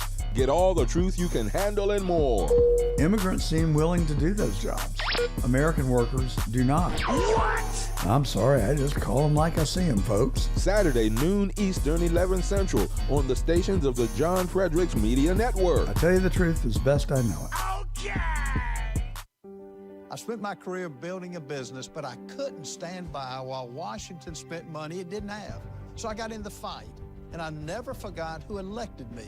This election is about the America we pass on to your family and mine. We inherited freedom. Now it's our turn to defend it, to strengthen it, and to leave America stronger than we found it. You shouldn't have to guess where your next senator stands. With me, you already know. I'm Ralph Norman, and I approve this message. And they're off. This summer, the Thunder returns to Colonial Downs Racetrack. Live thoroughbred racing June 25th through September 7th. Feel the excitement. Hear the roar of the crowd. Experience Virginia's premier horse racing destination every Thursday through Sunday all summer long. Bring the whole family for Family Fun Sundays, packed with activities for all ages. Parking? Free. General admission? Free. Memories? Priceless. Make Colonial Downs Racetrack your new summer fun time tradition. Get tickets and race day info now at colonialdowns.com. Washington is wasting $500 million every year on a federal supervision system that doesn't work. Probation officers are overwhelmed. Resources are going to people who pose zero threat, while actual dangerous individuals slip through the cracks. The Safer Supervision Act stops the waste and refocuses every dollar on protecting families from harm. President Trump's own pollster found about 80% of Trump voters want this fixed. It's time for Congress to get this done. Stop the waste. Protect our communities. Visit safersupervision.com. Paid for by the Reform Action Fund. The Bears are who we thought they were. And that's why we took the damn field. Now, if you want to crown them, then crown their ass. But they are who we thought they were. And we let them off the hook. Don't touch that dial. You found your home of the truth. Do you solemnly swear to tell the truth, whole truth, and nothing but the truth? With the best analysis in America. You can't handle the truth. And now back to the John Fredericks Show. Okay, you got him. Phone line's open, by the way, 888-480-JOHN, 888-480-5646. Great morning. Great to have you with us. Let's get to, we still have Steve in Virginia, Dan? No, Steve's gone. Okay, Steve's gone. Okay, I want to get to President Trump yesterday. He's blasting one of the CNN reporters. This is always funny. Kristen Holmes telling her to be quiet and basically mocking her. And then, of course, CNN put a statement out saying how great she is. No comment. Let's just roll it, and then I'll give you my comment after it. Cut 19, Trump tangling with CNN yet once again. No, I'm making it much safer. You see, I'm actually making it much safer. Kim Jong-un has always treated me with great respect. And we met on numerous occasions, actually, 2 primary occasions, spoken and spent time. I understand him. He understands me. You're doing war games. I get along with him. You know, he didn't like Biden. He didn't like Obama. He didn't like anybody. But I get along with him very well. No, what I'm doing is making things safer. Did he ask you specifically to scale back on those? Quiet. You're very disrespectful in front of this young man. Okay? Don't you find her disrespectful? He understands. Quiet. Who are you with? I'm with CNN. Fake news. I just wanted to follow up on the South Korea question. You're a loud, boisterous person. You're fake news. I was trying to find out if you had been talking to Kim Jong-un, if he had asked you to scale back on those military exercises. I tell you guys, I've been there so many times. I just can't get enough of it. And they're rude. I mean, how long have I been telling you this? They're rude, and they get away with it. I mean, you're in the Oval Office, you are talking to the President of the United States, and you're rude. And I've seen it with people on our side as well.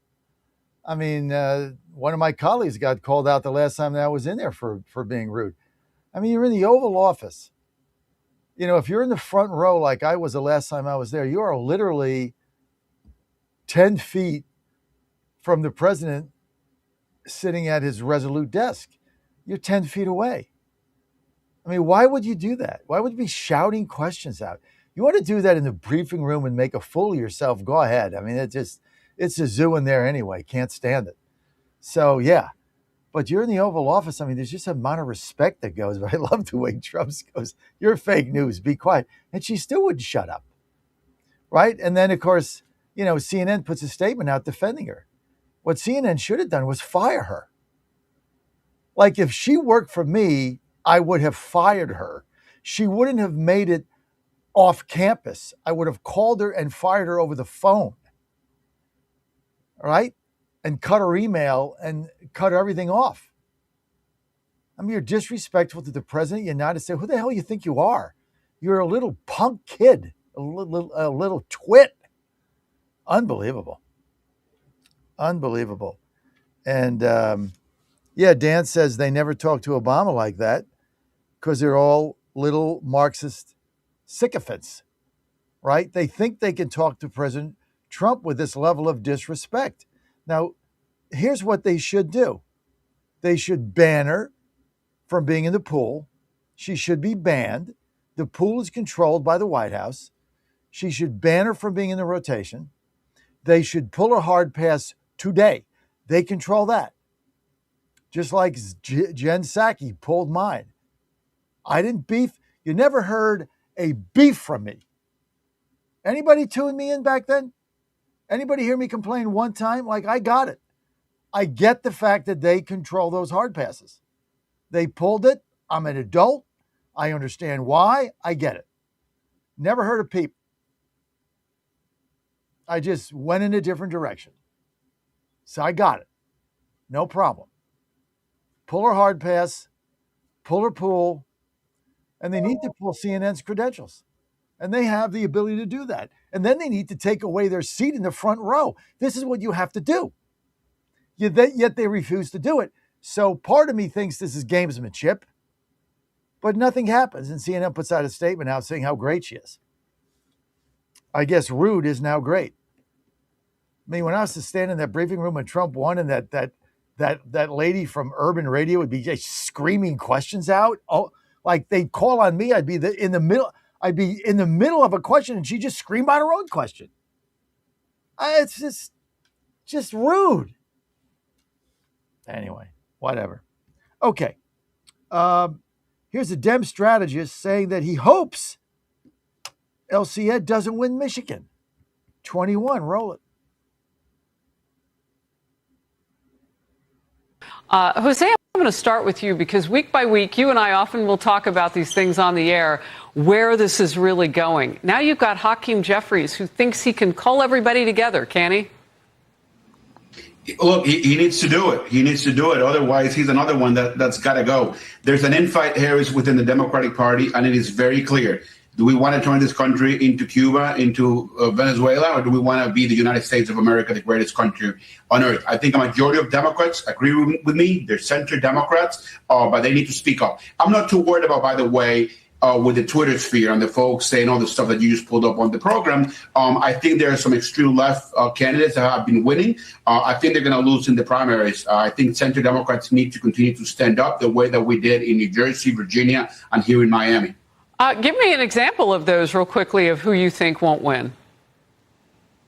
Well, I think Al Sayed, for example, in Michigan, I think he's somebody that he won't be able to.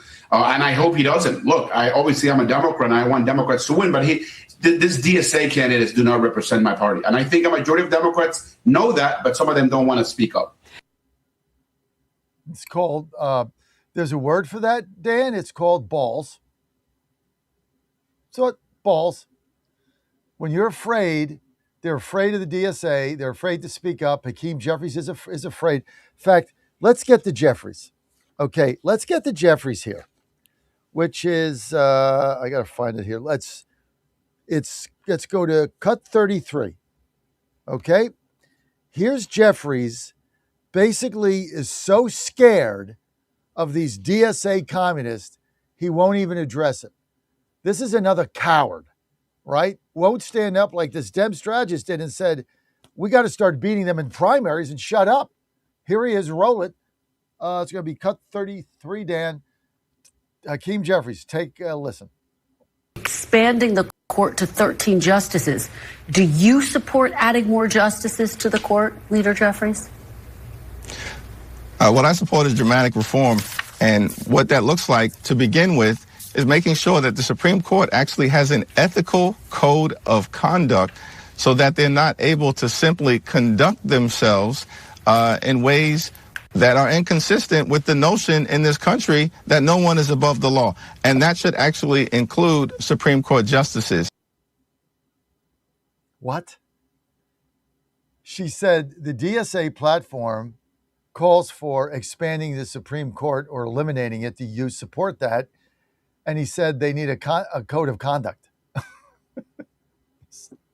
I mean, what? The double talk coming out of these people. I mean, they won't even embrace their own positions. Look, everybody out there, doom and gloom, and I know you tune in to War Room and it's all doom and gloom and this and that is doom and gloom. Just look at this clip. Here's the guy trying to be speaker, will not embrace the positions of his own party that's going to put him potentially in power. Not only will he not embrace it, he won't even deal with it. And you really think these people are going to win? I mean, smell the coffee. Hey, speaking of coffee, Dan, hang on a second. I got to take a sip of my 1775, baby. Hang on.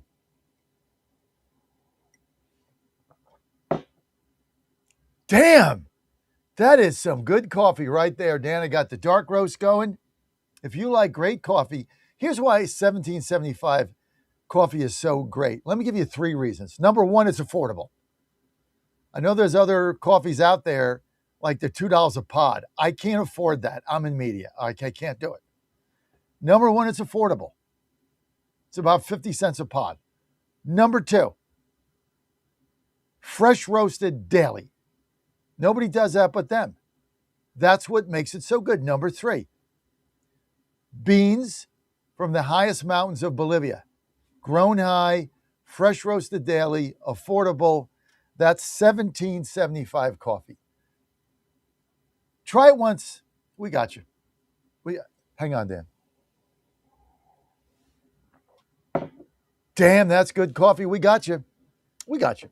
All you got to do is go to 1775coffee.com/Godzilla, 1775coffee.com/Godzilla.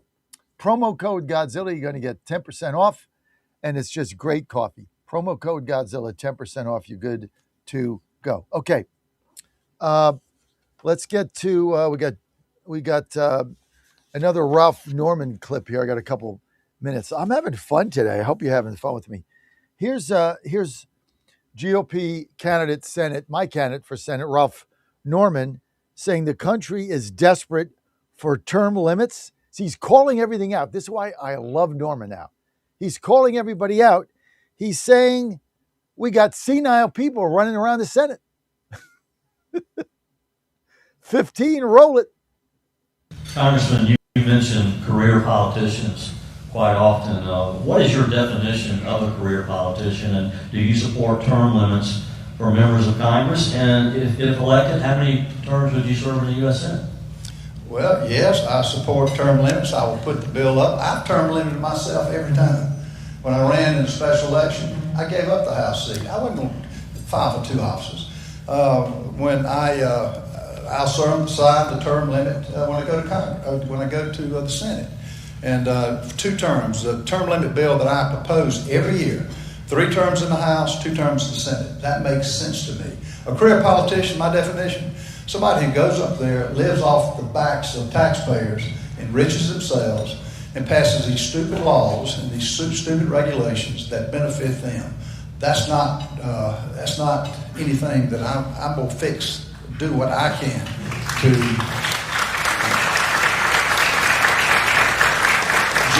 Y'all know who the only congressman or senator that I knew of that didn't come out richer than when he went in? Jim DeMint.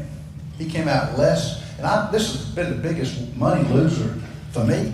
And if you're honest, I'm doing this for the generations and for the future children. It's just piggybacking on that, though. You're getting applause for term limits, but how reasonable is that? I mean, how realistic is it that the Senate and Congress are going to vote themselves out? Also, states are rewarded by keeping a senator in longer, by keeping a congressman in longer. They get better committees, more responsibility that directly serves their state. So how realistic is term limits really? Look, it's an 80-20 issue. The public is desperate for term limits. Now, are the politicians going to voluntarily give it up? No, they're not. I know the perks that you get. But look, living on the backs of the taxpayers is not right. But that means you've got to continue to put it up, put the bill up that'll limit them. And you got to publicize it. Those who are getting rich, one, and those who have stayed, a lot of them are senile, folks. I mean, in the Senate, a lot of them are senile. I mean, they have to read a thank you note. That's when, and some get it earlier than others, but you cannot have that. We got to get this guy to the Senate. He said some of them in there are senile. He's right. And of course, we're all for term limits. There's no doubt about that. Okay, what is this hullabaloo about Nancy Mace getting a tattoo? I mean, what is the big deal here? I don't know what why are we even covering this? Why is this even in the news? Who cares what tattoo Nancy Mace got? Apparently, though, she's kind of a TikTok sensation, I guess. Anyway, let's get to the bottom of this, Dan. I mean, we got a Iran war, we got gas prices, we got midterms, we got inflation, we got the USS Lincoln, we got all kinds of things going on. We got jihadists, we got shootings, but let's get to what really matters. Nancy Mace's tattoo. Roll it. Crop there. All right, what else? I have to point this out, Laura. Nancy Mace has some new ink, and I don't mean that she wrote a book.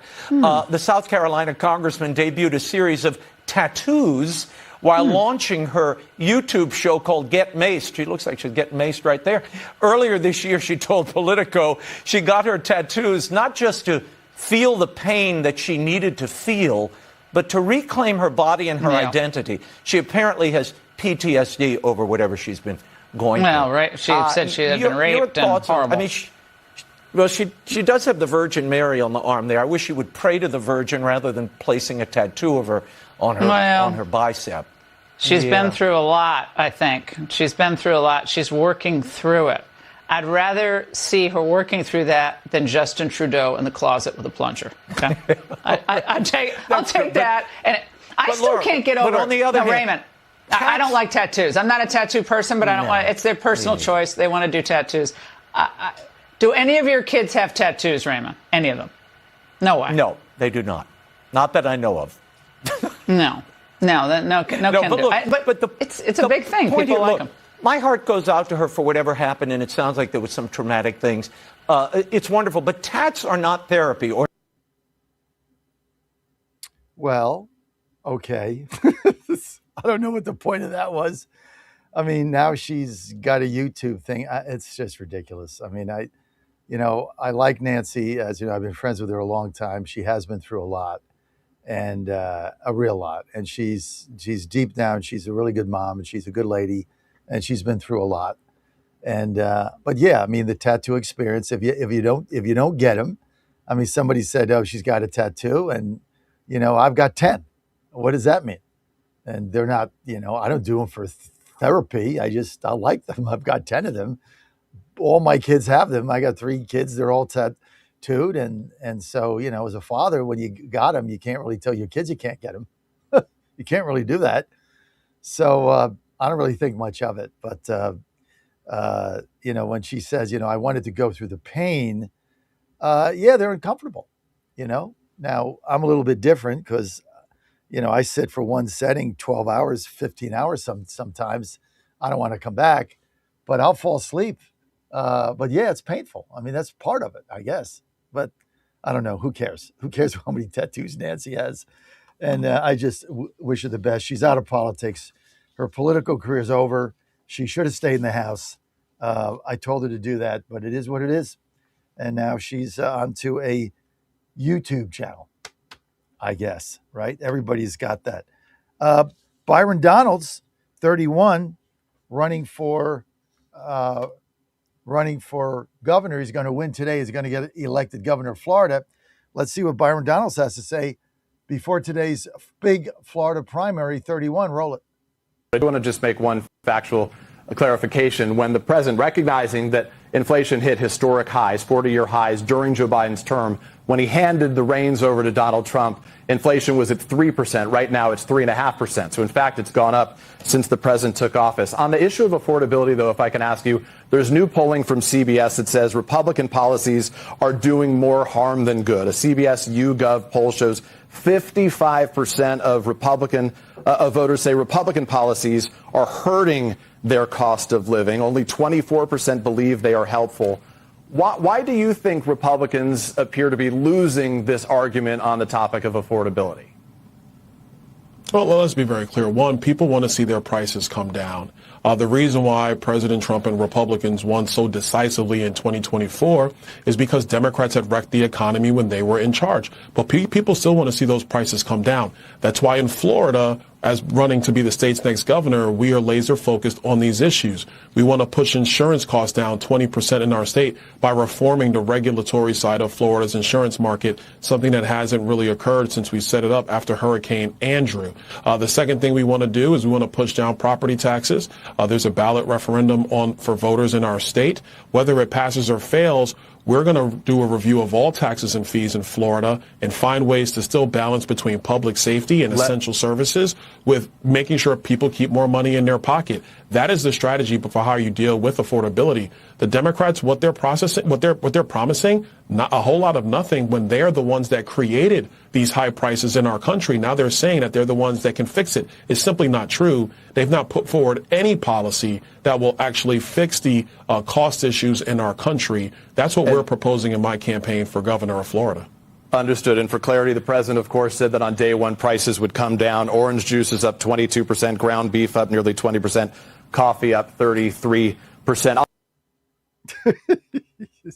So basically the Democrats' argument is polls. That's their argument. But what they stand for now is fake polls, right? Fake polls. And so, if you want to buy into this crap, you're going to be depressed. It's as simple as that. We're going to win every single one of these races. Let's get to Cindy in Pennsylvania. Cindy, you're live, line 1. Go ahead.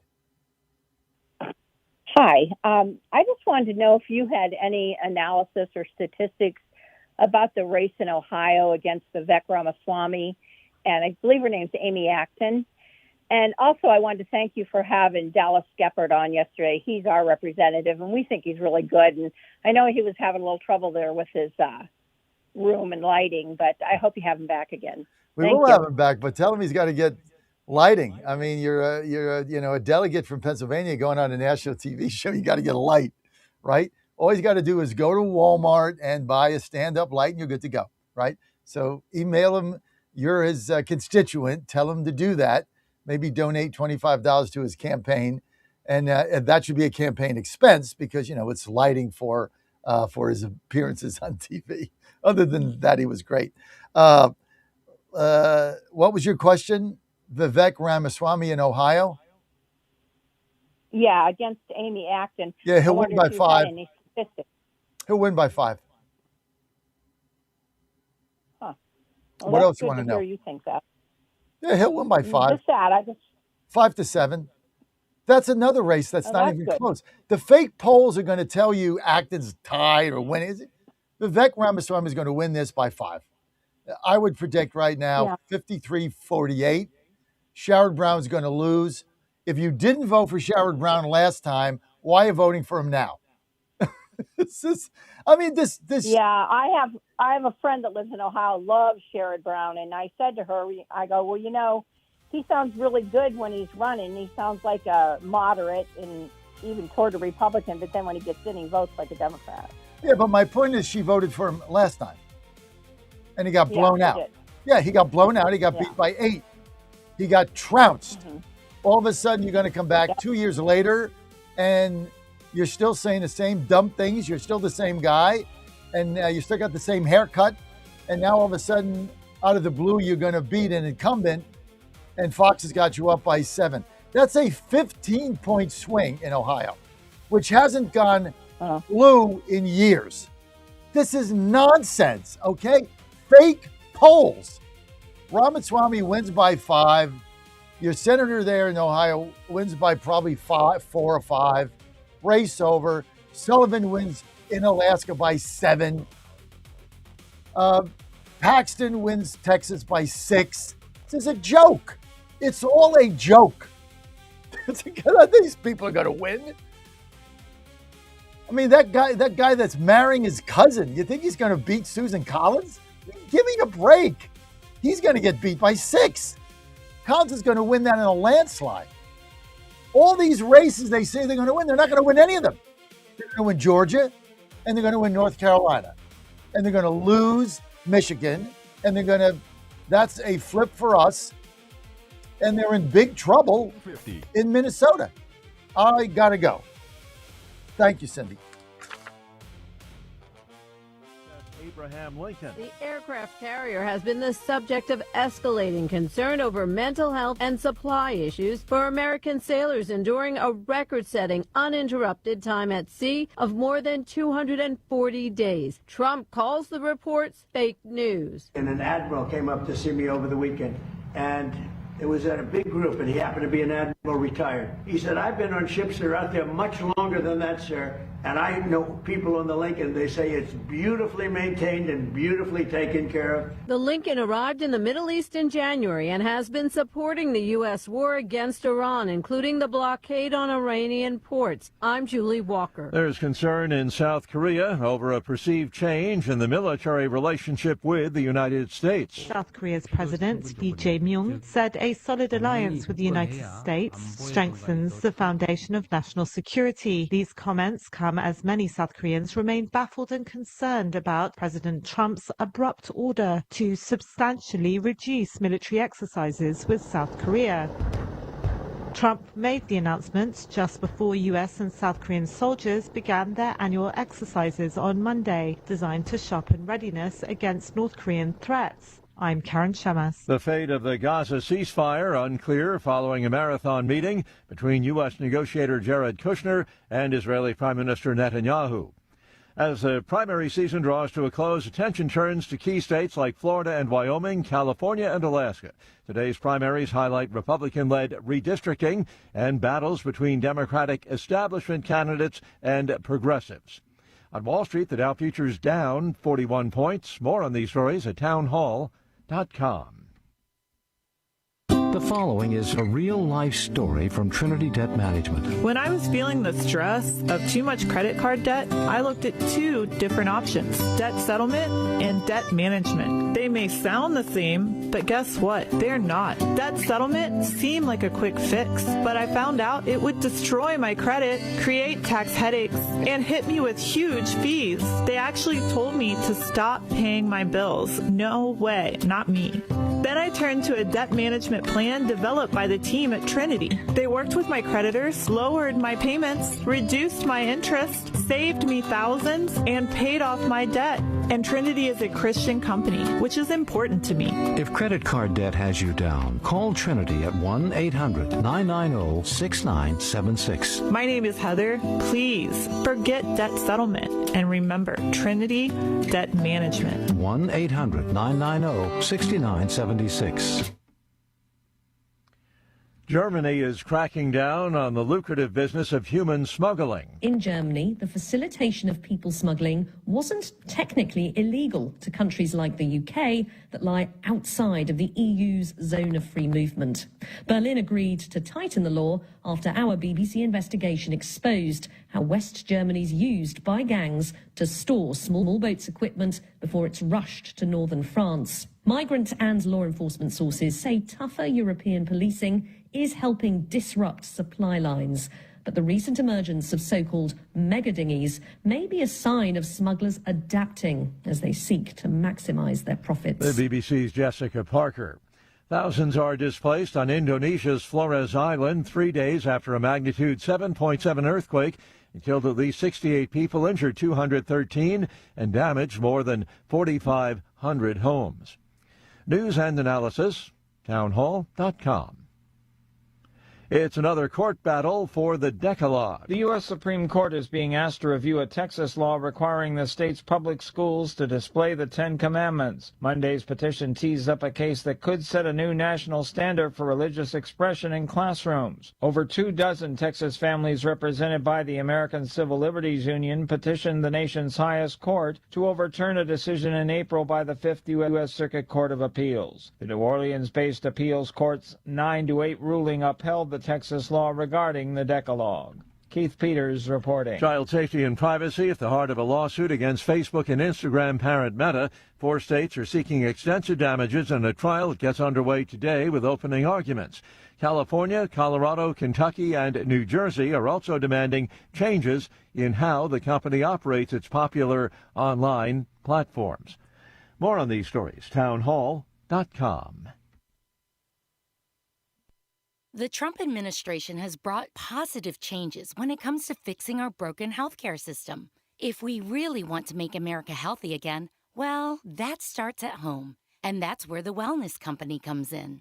You see and hear from the Wellness Company doctors all the time, and you know their products are the gold standard for keeping you and your family safe and healthy, giving you the opportunity to make sure you're prepared for whatever happens with their prescription medical kits. Additionally, the Wellness Company offers a variety of products, from parasite cleanses to methylene blue to weight loss and so much more. Make America healthy again starts at home. Do your part and protect the health of you and your family. Live a healthier, longer, and more satisfying life. Go to twc.health/Godzilla and order. That's twc.health/Godzilla. Use promo code Godzilla to save 10% today.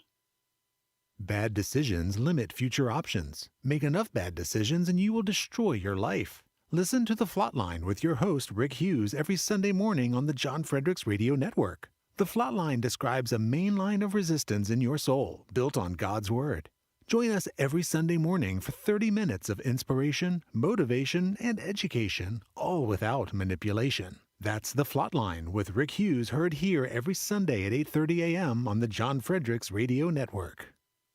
In 2008, the amount of concentrated time people could spend on a task without becoming distracted was 12 seconds. 5 years later, it was only 8 seconds, 1 second less than a goldfish. If you're often distracted or have trouble recalling information, you're likely to fall behind in the demanding, fast-paced 21st century. In other words, brain performance is more critical now than ever.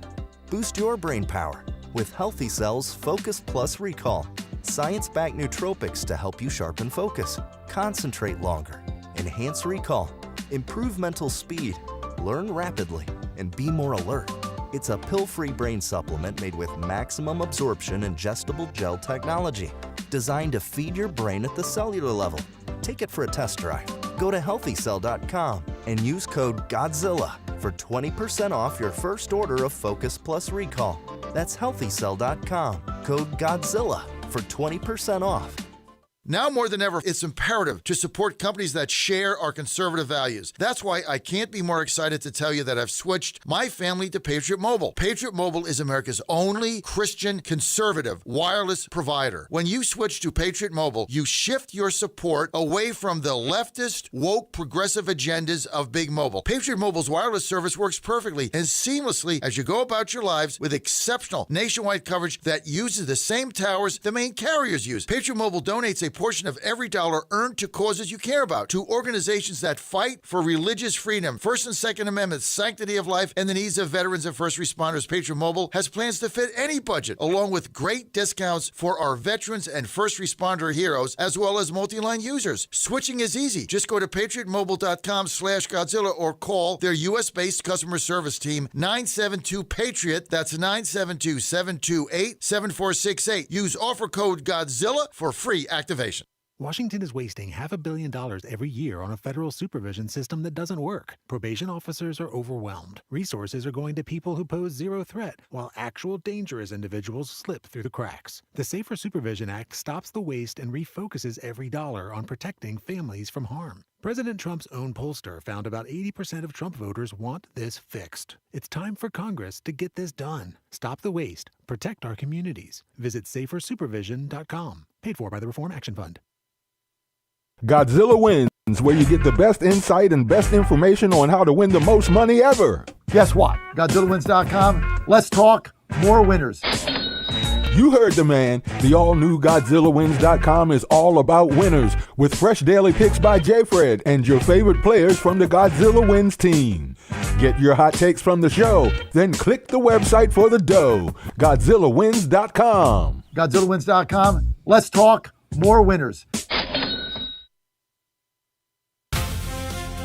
Live from the studios of the John Fredericks Media Network, it's The John Fredericks Show. Grab yourself a cup of 1775 coffee, sit back, and get ready for the best 4 hours of talk in the universe. To be part of the show, just call our toll-free number, 888-480-5646.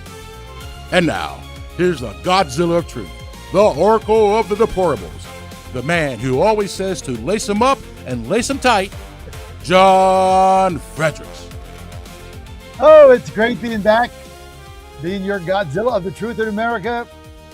John McLaughlin, my good friend, 30 years, I think we go back, a long time. We go back to 90, was it John, 92? I always forget. Longer. Yeah, that's about 90, right. That's when about did Forbes run? When did Forbes run for president? What was that, 90? Well, it was 95 and 97. 95, 30 95, years. 96, 95, 96, and then again in 99 and 2000. But the first one was 95, right? So we met in 94. Yes. So what's this? So 6 plus 26 is 32 years. 32 years, yeah. You look better than ever, though. I got to tell you. Oh, no. Your eyes are going. You look great.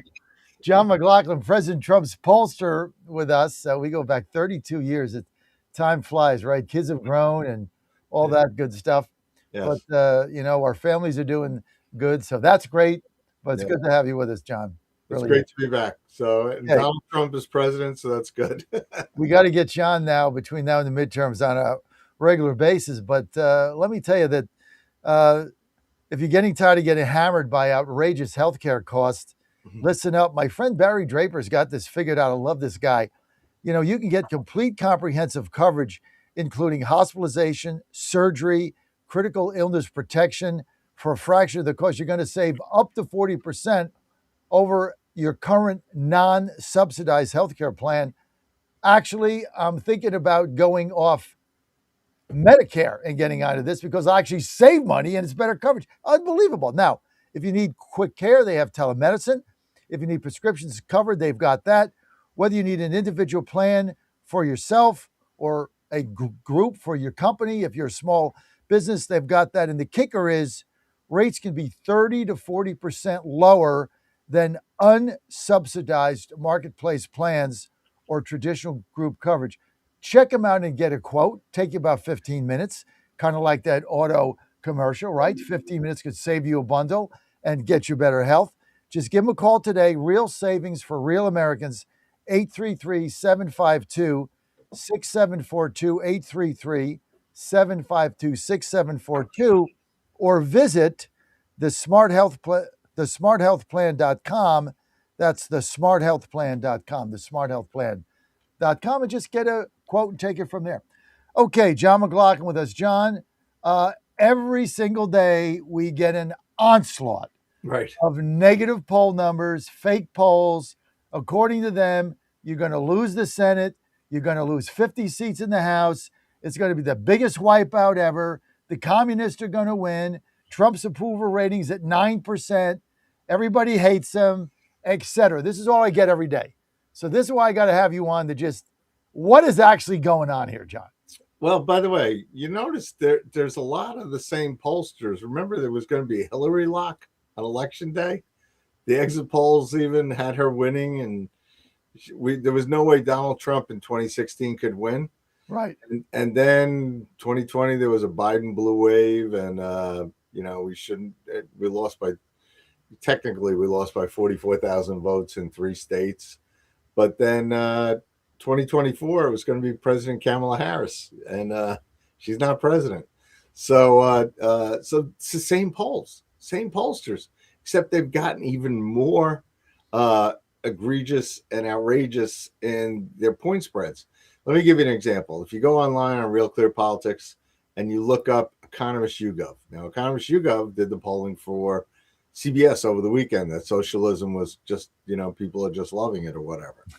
But in that poll, they have demographics. And if you go on the Real Clear Politics site and you look in the job approval, et cetera, only 35% said they voted for Donald Trump in 2024. It's a poll of adults, like about 1,500 adults.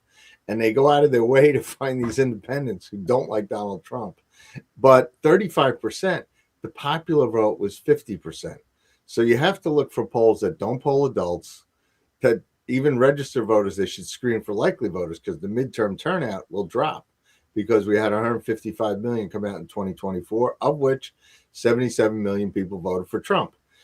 The 77 million, if they come back out in a typical turnout in the midterm, you had 118 million in 2018, you had 112 million in 2022. If more Trump voters come out, we're going to win races, just like Donald Trump swept the battleground states and we won the popular vote, that can be done again. But we've got to be concerned that our voters may not come out. However, what's interesting is these big government socialists. In my last poll that we released in July, a national poll of 1,000 likely voters, we know they're voters, 1,000 likely voters, the Democrats were winning 46-44, very close. But when you ask the same group, who do you prefer for Congress? A Republican who's a free market capitalist or a Democrat who's a big government socialist? All of a sudden, the Republicans up 49-36, 13-point spread, 15-point turnaround. And specifically among those turnarounds, 31-point shift among moderates to the Republican, 25-point shift among independents to the Republican. They go from losing to winning.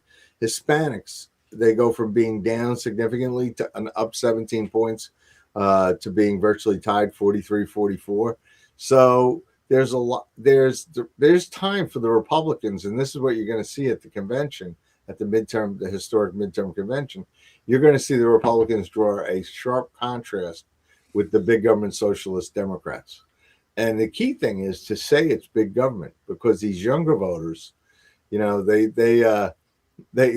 were taught, and if you were born after 1989, you don't know what communism's like. You don't know about the Berlin Wall. So what happens is, if you were born, after 1989, you think socialism's Sweden. And by the way, Sweden, they actually voted the socialists out in this century. They've gone more to free market capitalism. So in effect, we need to have a contrast election and not let it be the Democrats constantly attacking President Trump. We need to put the Democrats on defense and look at the candidates they're nominating, John. When you look at El Sayed in Michigan, I mean, they may think they dodged a bullet in Wisconsin with Francisca Hong, who wanted to abolish Thanksgiving, but still the Democrat they have, Crowley, was a big tax raiser. And then you got these. Then you have they got rid of Plattner in Maine, but they replaced him with another guy where all of a sudden you're getting some allegations surfacing that he may have abused women. But and then you've got Tallarico in Texas, who thinks God is non-binary and there's 6 genders, and so you've got these radical Democrats running for major office, and all the members of the House, by the way, remember, all the Democrat members of the House and Senate voted against Trump's tax cut, and they voted for the largest tax increase in the history of America. $4 trillion would have raised taxes on the average family person taxpayer by about $2,000. They voted against all sorts of things: no tax on tips, no tax on overtime. They voted against it. No tax on the Social Security tax credits. The Democrats voted against it. They voted for open borders, because they didn't want to have the border security. They don't want to have that. So you have a great agenda where we have, like in Milwaukee at the Republican National Convention, Donald Trump had a great 17-page platform that he personally approved, but it was a sharp difference between him and Biden and then him and Harris. And we were able to run as a contrast campaign where the job that Donald Trump will do versus the job that Biden and Harris have done. We should do the same thing with the Democrats for Congress and Senate. Let's get to what you said earlier about the generic ballot, likely voters, Republican, Democrat, generic ballot. What did you say that spread was? Oh, if when you ask it straight up, a Republican versus a Democrat, 1,000 likely voters across the country, it was 46-44 Democrat. When you ask it about a Republican who's a free market capitalist versus a Democrat who's a big government socialist, and the magic phrase is big government, all of a sudden the Republicans up 49-36. But even if you go to what you first said, with a 2-point margin, and that's your legit poll. These are likely voters weighted properly. This is an accurate number. Right. Democrats up by 2. You look historically, that's not enough for them. Not with the crazy candidates they've got. I mean, they're going to need, historically, you need like a 7-point, 8-point likely voters edge in order to flip the House, because we got like 10 gerrymandered seats that's going our way right off the bat. There's a we're going to we're going to flip the second district in Maine. I mean, that's gone, and I can name a bunch of others Right. that we're just going to flip. So, the analysis that we have is the Cookery report came out the other day and said that 212 seats lean Republican, regardless of what happens to gas prices. They lean Republican, right? They also said there's 18 seats that are truly swing, 18. Of the 18 that are swing, in order to get control, the Democrats would have to win 13 of the 18. We just have to win 6. Then they said that there's, I think there was, 57 seats that are in districts that Harris won by 5 or Trump won by 5. 57 seats. And they would have to win something like 45 of those in order to gain control. So the math for them doesn't work. Yet we're being told it's a foregone conclusion. By the way, that's what your point about these polls are. They tried to suppress our vote in 2016, 2020, and 2024. They are going all out to suppress our vote, because if they're trying to tell us that, there's a double-digit lead for the Democrats for Congress, they're basically saying, oh, don't bother voting, the Republicans can't win. So they're trying to, they've tried to say, oh, the Trump base is divided about Iran, et cetera. They're not divided. I mean, in the same, you can go online and look at our poll where McLaughlinonline.com, historically, we have the generic ballot up there, the president's job approval. You can see that 9 out of 10 Republican voters approve of what Donald Trump is doing. Nobody likes going to war, but they support him against Iran. They think he needs to finish the job. They certainly, 6 out of 10 voters, the last time we polled that, 6 out of 10 thinks he needs to finish the job. They want America to be stronger, safer, and the economy to do better, to grow more. And so Donald Trump and his base is rock solid. And if you don't believe our polls, just look at the results of the primaries. I mean, he has a near perfect scorecard. Once again, it'll be tested today in Florida and Wyoming and Alaska. But the winners of the primaries will most likely be a Donald Trump endorsed candidate. So when you have you love sports analogies. Your son's a great pitcher. It's like when you get somebody who's coming up and they're throwing heat, and all of a sudden, 99% of the batters are striking out. That's a pretty good endorsement record. So, what do you think about? I'm going to go through some races. John McLaughlin with us, President Trump's pollster. You can get all his polls. He's the most accurate pollster in America. No fake news here. Just go to McLaughlinonline.com. No C in McLaughlin. Took me years to figure that out. McLaughlin, total Irish. No C. Take the C out. McLaughlinonline.com. And by the way, he's much better looking than his brother. Just saying. I tell him that. So let's get to some races. Okay, South Carolina runoff Tuesday. I know Trump's endorsed Darlene Graham. You know how I stand on it. What do you see? Well, when you look at the first round, by the way, they've had so many primaries in South Carolina this year that this is the kind of fourth primary they're having. So the numbers of voters are going down. And by the way, I have a history in South Carolina because we polled for President Trump there. And in 2024 on primary day, I had the good fortune to have to call President Trump about something when he was at CPAC headed for South Carolina. And he says, oh, by the way, how are we going to do tonight? I said, you're going to win by 20 points.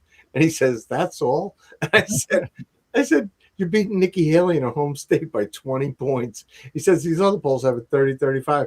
I'm like, they're wrong. It's going to be 20 points, and it's a big win, declare victory, and then we'll go romp through Super Tuesday. He did that, by the way. So we were highly accurate then. We were highly accurate this year, the Friday before the runoff between Evan and Wilson. We had Wilson ahead. And Trump actually endorsed, after that poll was released, Trump endorsed Wilson, so you had a co-endorsement. But so we love polling in South Carolina. But when you look at the results from this first round of the primary, I mean, Congressman Norman, who I know, who's a very strong Freedom Caucus member, very principled, did very well in his district. Russell Fry won his district, but he's gone off the ballot, and he's endorsed Darlene Graham, and you also have, she won her brother's old congressional district, so you have a big geographic play there that favors Graham, plus the president's endorsement. So when you win a primary, you need a geographic base, ideological base, and you need a demographic base. And a lot depends upon turnout. But I would right now, there's going to be a debate on Newsmax tonight. So that debate could be very important because people know Ralph, and Ralph is very principled. He's a good debater. But people will be looking to see what Senator Graham can do, what Darlene can do. Be a first time for her. But if she does well, it's going to be pretty hard for the congressman to kind of overcome the advantages she may have with Trump's endorsement and the geographic base. So, by the way, I don't have a candidate in this race right now. So that's so just an impartial analysis. Let's get to some key races. I want to start with the biggest fake news poll I'm getting, which is I'm now getting barraged with emails from The Hill and Politico, and I think one came from the Wall Street Journal, telling me that all of a sudden, out of the blue, Republicans are panicking in Alaska and that we're going to lose Alaska. We haven't lost Alaska since I think it became a U.S. state. What is the deal with that? They've changed their election laws. Remember Murkowski, because she voted for impeachment, she changed the law so that, or her friends changed the law that it was the top four would come out of the like a jungle primary instead of a closed Republican primary and a closed Democrat primary. You'd have these jungle primaries, and so it enabled her to get reelected, and so you now have a situation where you've got an open primary, but the strangest thing that's going on there is the Senate race. The Democrats don't think Alaskan voters are that smart. So the Senator, Dan Sullivan, finds himself running against an independent candidate who's also named Dan Sullivan, that they're having to send ads out, vote for the Republican Dan Sullivan and not for this independent one. And so it'd be like going to the phone book and finding somebody named Donald Trump and running Donald Trump, another. So the votes would split, and you'd end up. What they're really doing is offensive in that they're asking people, if you're not paying attention and you vote for the wrong Dan Sullivan, you're wasting your vote. Right.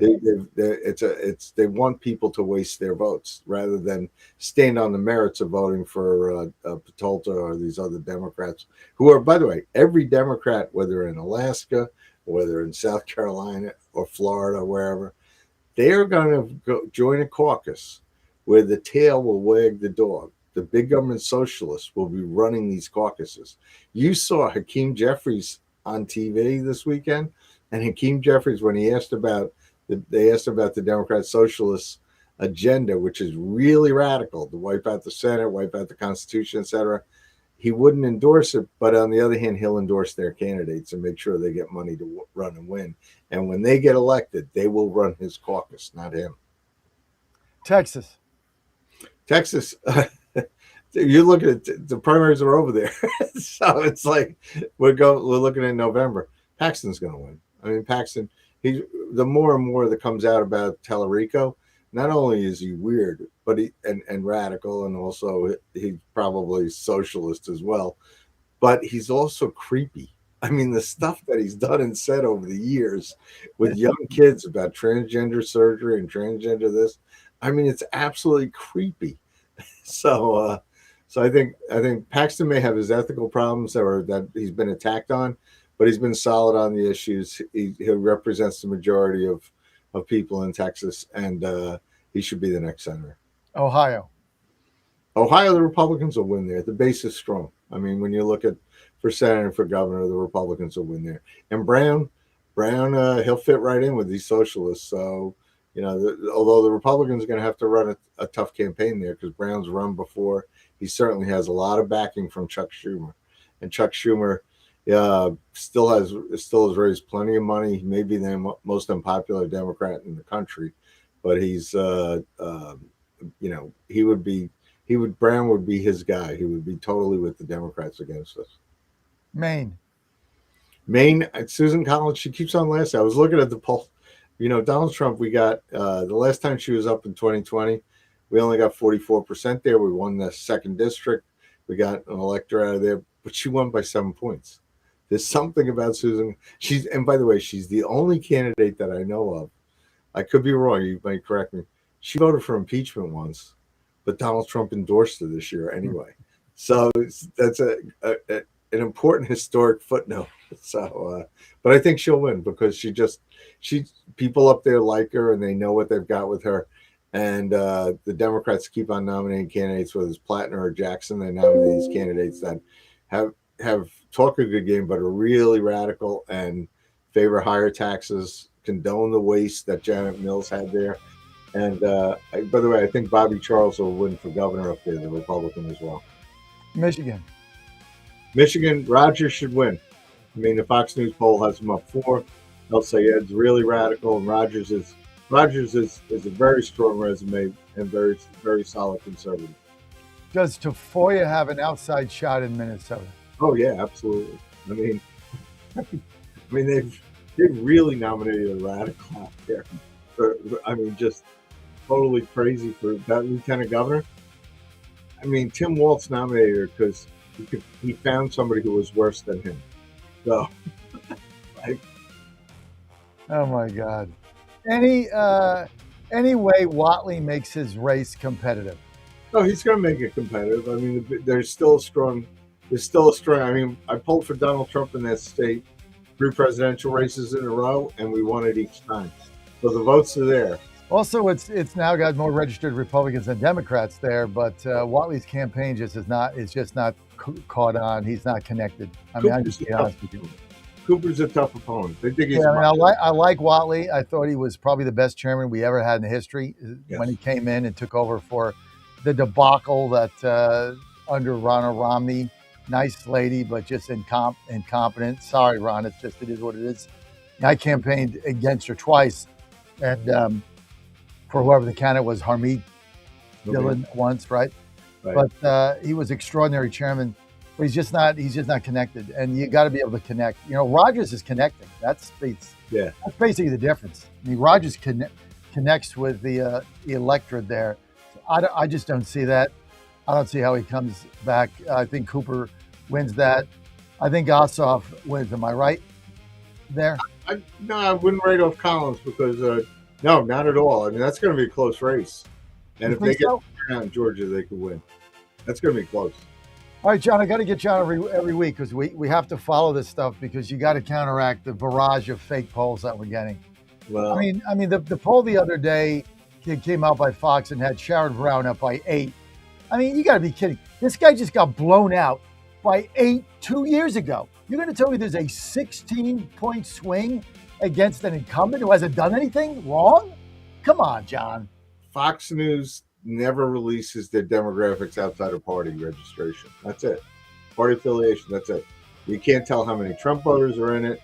You can't tell how many, liberals versus conservatives. You can't tell the geography. You can't tell anything. Whatever state they're polling in, they refuse to release their full demographic. If you had to guess right now, U.S. Senate, I'm guessing we actually pick up a seat. What's your best guess? I'll wait till after the convention. All right. We should hold the Senate. We should not. We definitely should hold the Senate. House. I think I agree like you that it's going to be very close because slim margins and changes. It's like tectonic plates when you're moving. If Donald Trump's job approval starts moving up a bit, it's going to bring more Republicans in with him by the dozens. So I think you got to wait till after the midterm convention. What's the job approval now? We had him at 49 approved, 47 disapproved. So we had a net of 2 points, and we asked her, do you approve of his personality, his policies, just his policies, or do you disapprove of both? So it's $49.47. John McLaughlin, thank you. We're out of time, and I went over with you, and I appreciate your grace. Go to McLaughlinOnline.com. No C, McLaughlinOnline.com. John, we'll get you back next week. We'll see you in Dallas. My best to you and your lovely wife and your family. Thank you. Thank you, John. To defend it, to strengthen it, and to leave America stronger than we found it. You shouldn't have to guess where your next senator stands. With me, you already know. I'm Ralph Norman, and I approve this message. The John Fredericks Radio Network is your exclusive outlet for the NFL's Pittsburgh Steelers. After making major moves in the offseason, this could be the breakthrough year. You can hear all of the in-game action, plus pregame and postgame coverage live right here all season long. Coverage starts September 13, hosting the Falcons. Hit johnfredericksradio.com/sports for game times.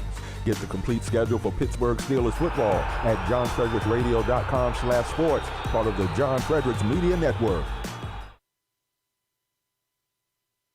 In 2008, the amount of concentrated time people could spend on a task without becoming distracted was 12 seconds. 5 years later, it was only 8 seconds, 1 second less than a goldfish.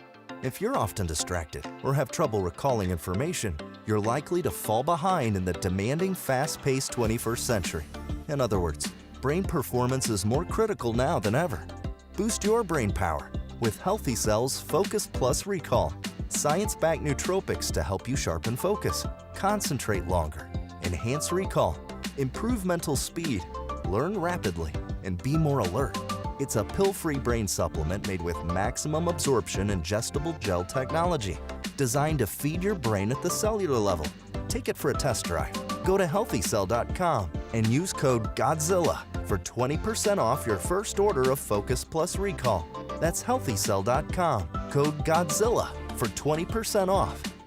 This is Crom Carmichael, CEO of Solti. We got a wonderful email from one of our customers up east named Joe, and here's what he had to say. I started taking Solti almost out of desperation with little hope because I was resigned to the futility that although I was up to taking 2 statins a day, high cholesterol was something I just had to learn to live with. In fact, when I turned 60, after taking a stress cardio test, my doctor called me on a Saturday, which of course is never a good sign, and told me that I was clogged more than 95% of the people my age. I had an angioplasty and a stent procedure done at that time. Today, my stubborn triglycerides are only 1/3 of what they had been before starting taking Solti. My prescription statin dosage has shrunk from 60 milligrams to only 10 milligrams a day. My primary care doctor that I have had for many years still can't believe the results, and neither can I. Thank you, Solti, for providing such a wonderful product. And folks, I want to invite you to take care of your heart also by going to GodzillaHeart.com. That's GodzillaHeart.com. Use the code Godzilla at checkout, and you'll get a 50% discount on your initial shipment. Thanks so much.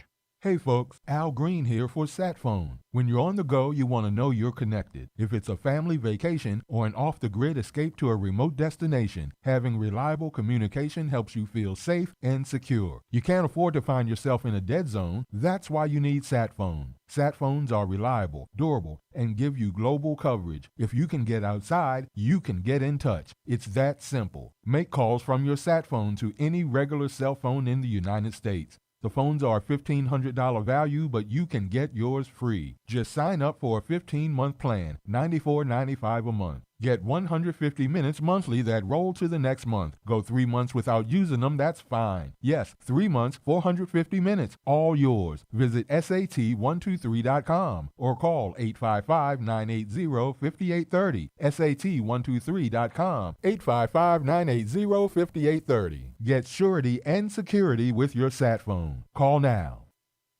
I am here because Washington needs fighters, and Graham Plattner is the fighter we need. You bet. I said to myself, that's my kind of man. Don't touch that dial. You found your home of the truth. Do you solemnly swear to tell the truth, whole truth, and nothing but the truth? With the best analysis in America. You can't handle the truth. And now back to the John Fredericks Show. Yeah, it's great to have you guys on, and you can text us, remember, anytime, 878. Put that number up there, 878. what is it? I actually forget. 256-9062. I got a lot of numbers in my head, Dan. 878-256-9062. You can text us. You can call 888-480-JOHN, 888-480-5646. My kind of man, no question about it. Listen, this is why we got to have John on every week, just to dispel the fake polls. And you saw what he went through. I mean, they don't even, like, one guy's polling has got 35% Trump voters. He got 51% of the vote. I mean, this is the nonsense that they put up. It's all to depress our vote, and it's all to depress you. Our listeners right now, they don't want you to vote. They want you to be depressed. And they're gonna hammer this, like I've been saying, 24/7 right up through November. Trump sucks. Everybody hates him. Trump sucks. Everybody hates him. Your life sucks. Everything sucks. Everything's bad. Trump's bad. You're bad. We're all bad. Nobody's going to vote. Democrats are going to win 50 seats. They're going to win the Senate. They're going to win the governorships. It's over. DSA, yay. I mean, this is all you're going to get. And the fake polls, which started in Iowa last year in 24 with Ann What's-Her-Name, who put out that lying fake poll showing Harris ahead by 3. Trump won by 15 the next day. And then she retired the day after that. I mean, it's just nonsense. This is all nonsense. Don't get sucked into their trap. This is why we got McLaughlin on. They got a 2-point generic ballot lead. You're not going to win 50 seats with a 2-point lead. You're not going to win 6 seats. You're not going to win control. 2 points. They need 7, not 2. So look, and we're all pointing to the convention. The convention is going to start the campaign for us. So Trump's going to lay it out. Gas prices are going to come down. What was oil today? $83.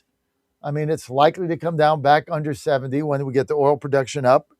And whatever's going on in Iran, I mean, they're eventually going to collapse. So it's all, it's all doom and gloom and this and that. At the end of the day, if you follow us and you get it straight, we're going to give you the truth and you're going to be fine. Now, Kushner is saying that the negotiations with Iran are going well. I don't know what else he's going to say, but in my opinion, there are no negotiations with Iran. They're never going to go well because the people are nuts. That's just reality. But let's go to 16 and see what Jared has to say. Roll it.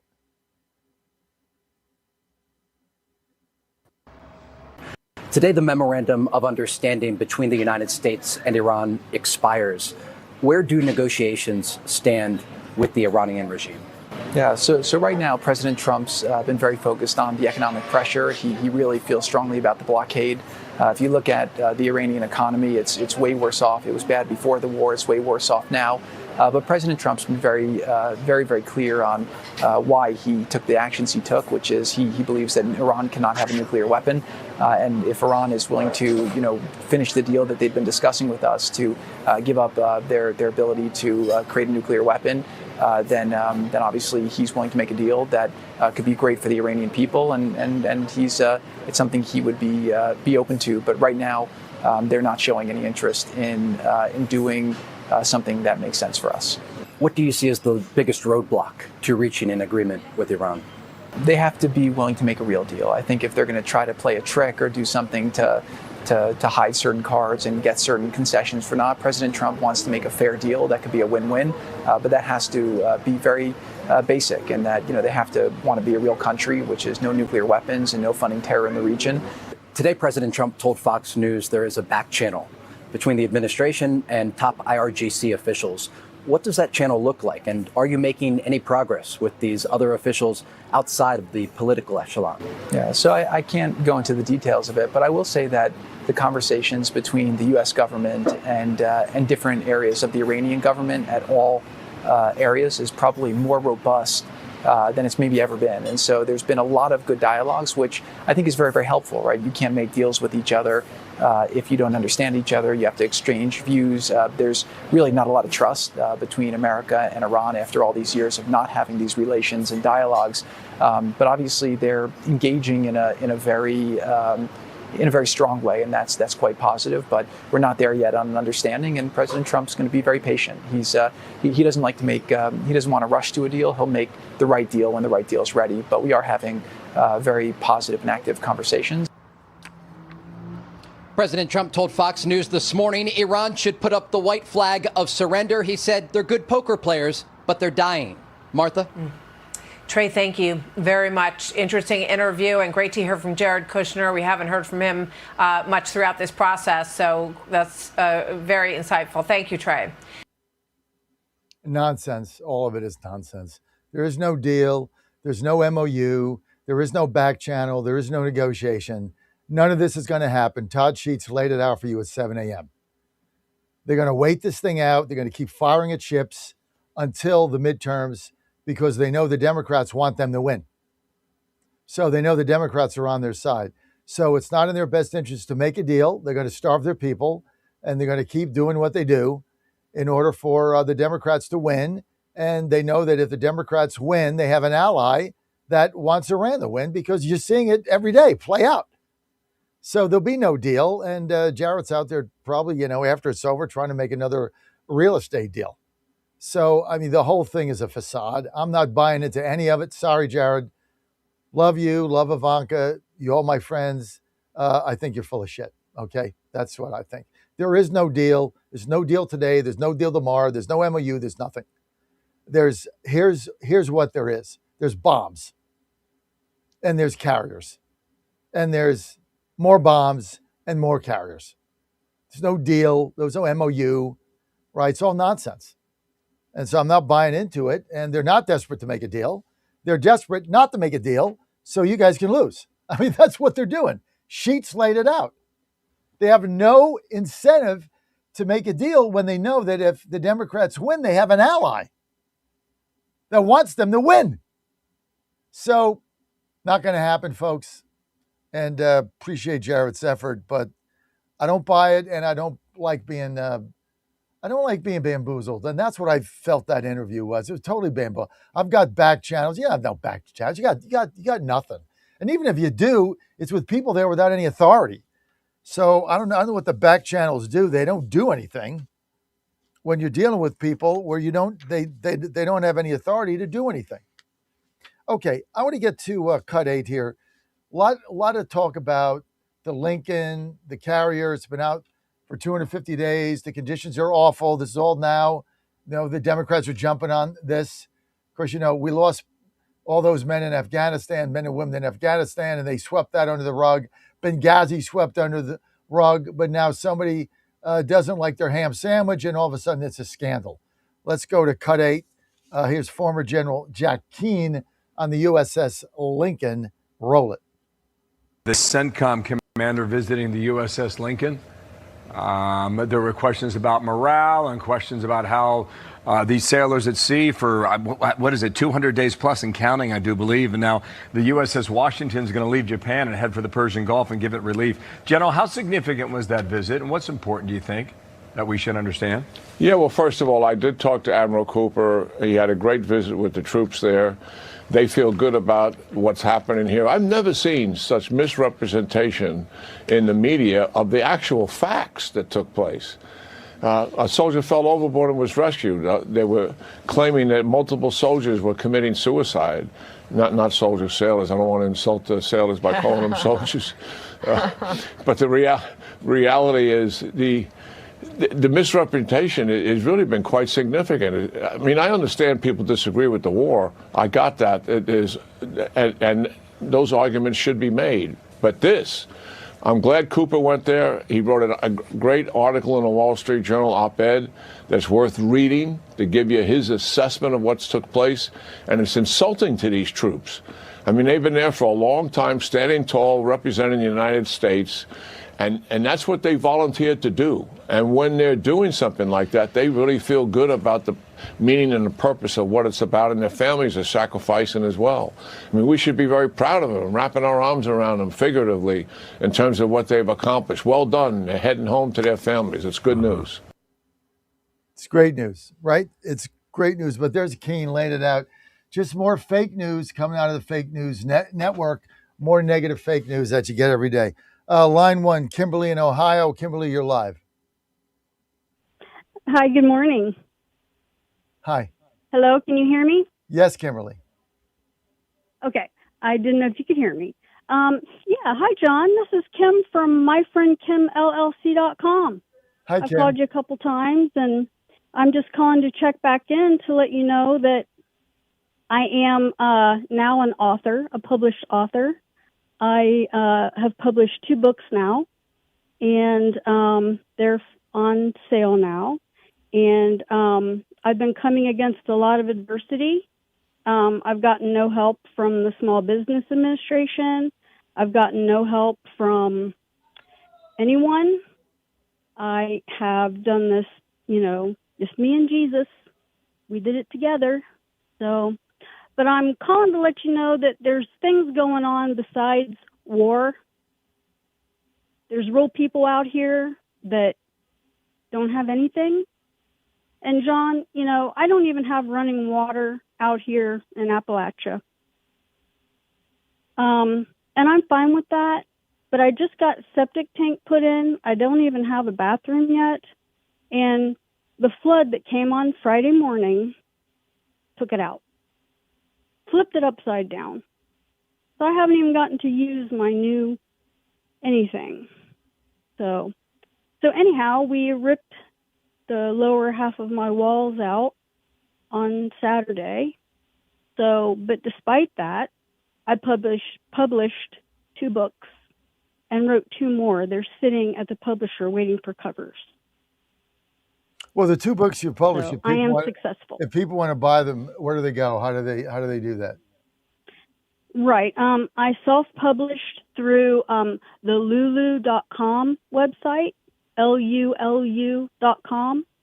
And so I'm able to do my books, and then they take a little cut. And then when somebody wants a book, they just order it through there. So if you want to buy your And then book, I make you a go little to money. you go to lulu.com, LULU.com, right? Lulu.com. Right. And right, that's correct. And And then on my website, I have a website. I am myfriendkimllc.com. Got it.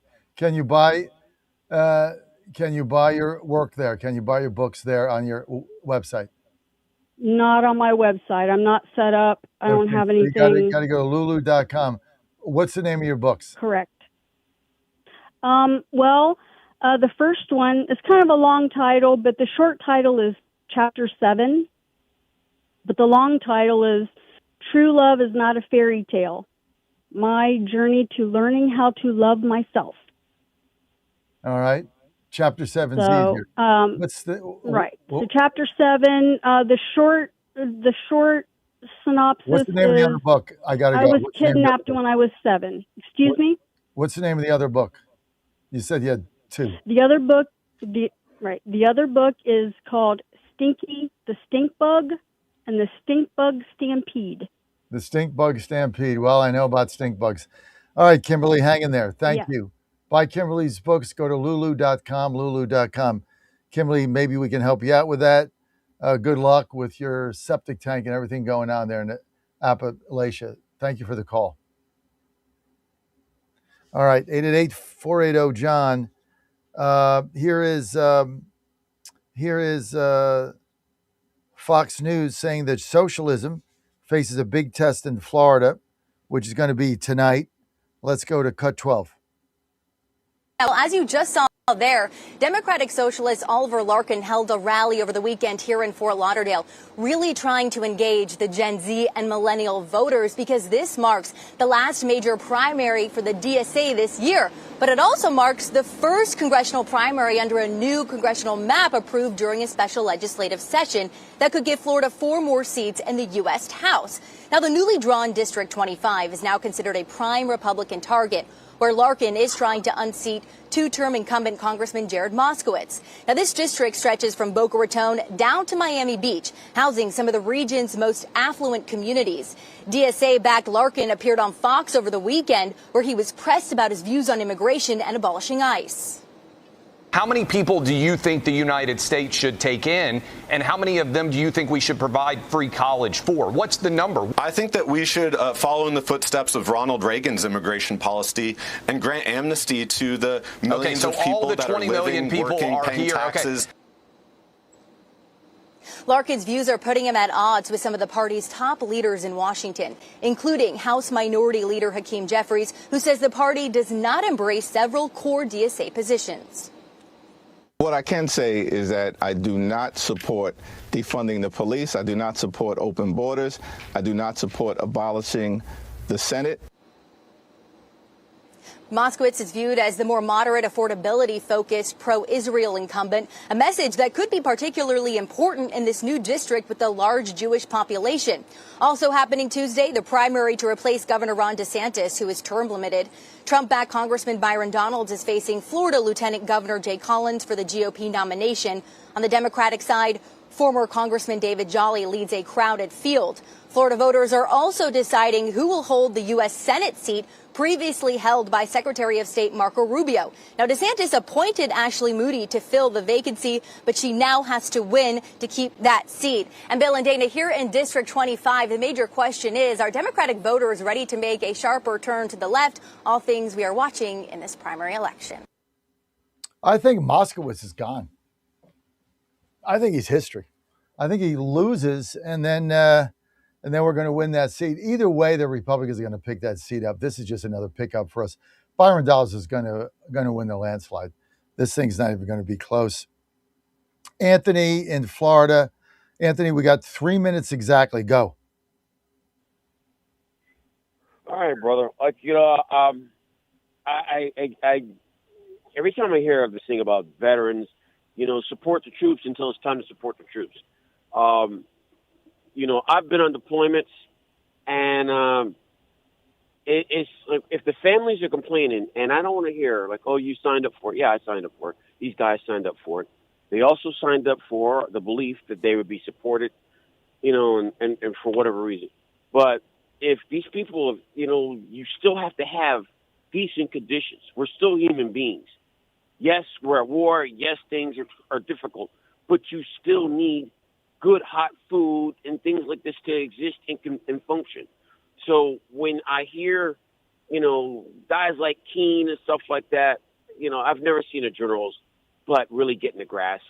So I if they're complaining about it, you need to pay attention to it. So what's going to happen is when the U.S. Lincoln docks, that ship's going to be empty. These people are going to quit.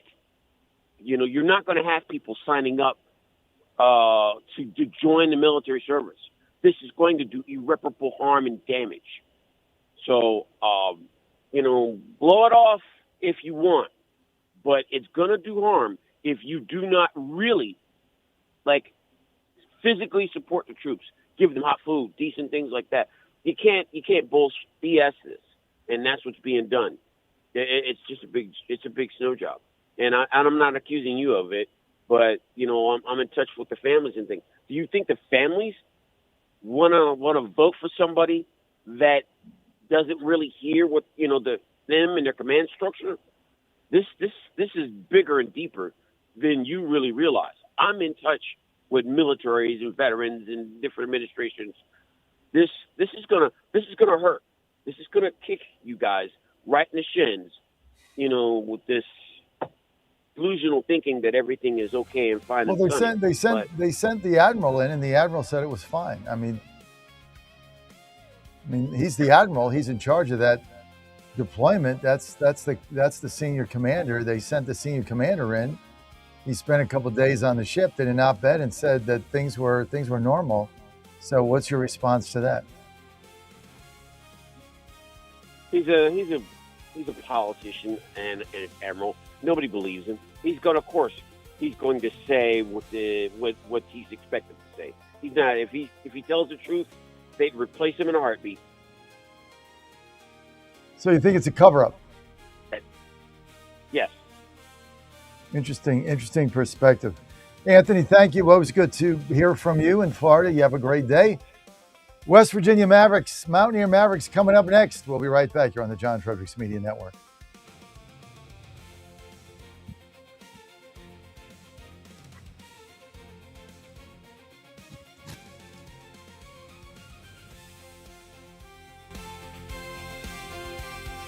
WJFN, Goochland, Bonaire, Chester, 100.5, 107.7, 92.7 FM, AM 820, and WJFB, Portsmouth, AM 1650. This hour from Town Hall, I'm Rich Thomason.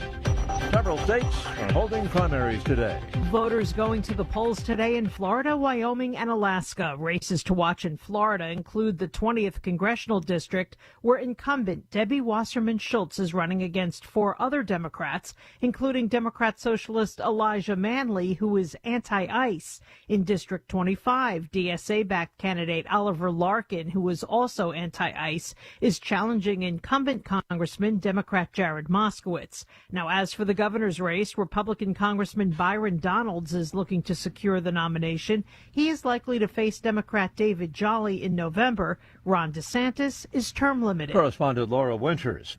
Another ship has been targeted in the Strait of Hormuz. The vessel was hit by some sort of projectile. There was no immediate claim of responsibility for the Tuesday morning attack, reported by the British military's UK Maritime Trade Operations Centre. With negotiations between the US and Iran stalled, Iran has been holding separate talks with Oman on a plan to manage ships transiting the strait. President Donald Trump said that the US would bomb Oman if it gets in the way. Iran effectively closed the strait after Israel and the US attacked the country on February the 28th. Roughly 1/5 of the world's traded oil supplies passed through the strait before the war. I'm Karen Shamath. Child safety and privacy are at the heart of a lawsuit against Facebook and Instagram's parent Meta. 4 states seek extensive damages, and the trial gets underway today with opening arguments. California and Colorado, Kentucky, and New Jersey are also demanding changes in the way the company operates its popular online platforms.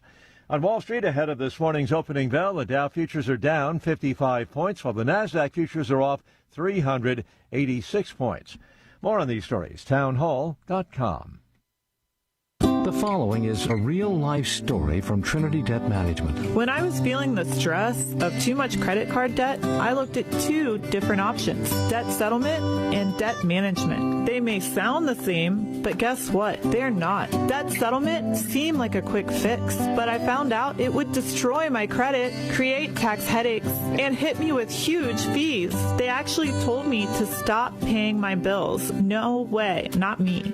Then I turned to a debt management plan developed by the team at Trinity. They worked with my creditors, lowered my payments, reduced my interest, saved me thousands, and paid off my debt. And Trinity is a Christian company, which is important to me. If credit card debt has you down, call Trinity at 1-800-990-6976. My name is Heather. Please forget debt settlement and remember Trinity Debt Management. 1-800-990-6976. A marathon meeting between U.S. negotiator Jared Kushner and Israeli Prime Minister Netanyahu leaves the fate of the Gaza ceasefire unclear. Officials are signaling moderate optimism after the talks, but they offer no concrete commitment by Israel to the latest U.S. proposed plan. American negotiators appeared to acquiesce to Israeli demands that Hamas disarmament must come before any reconstruction in Gaza can begin. They did not publicly signal that Israel had made any commitments to withdraw its troops, and that is a major sticking point in this plan. Belgium is battling one of its largest wildfires despite cooler weather and a bit of rain. The blaze is moving closer to Germany and has burned roughly 12 square miles. Firefighters from several countries are assisting, but some areas remain inaccessible. In Greece, a fire near Athens' main airport was quickly controlled, and investigators are looking into a deadly fire on an island off Greece. News and analysis, townhall.com.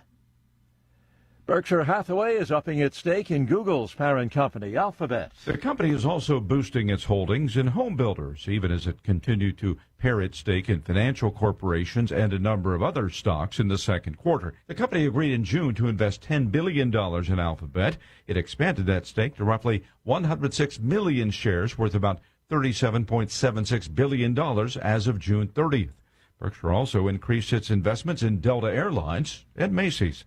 Bob Agnew reporting. President Trump has been promoting new data. It shows U.S. prescription drug prices fell 0.8% in July and are down 3.1% from a year ago.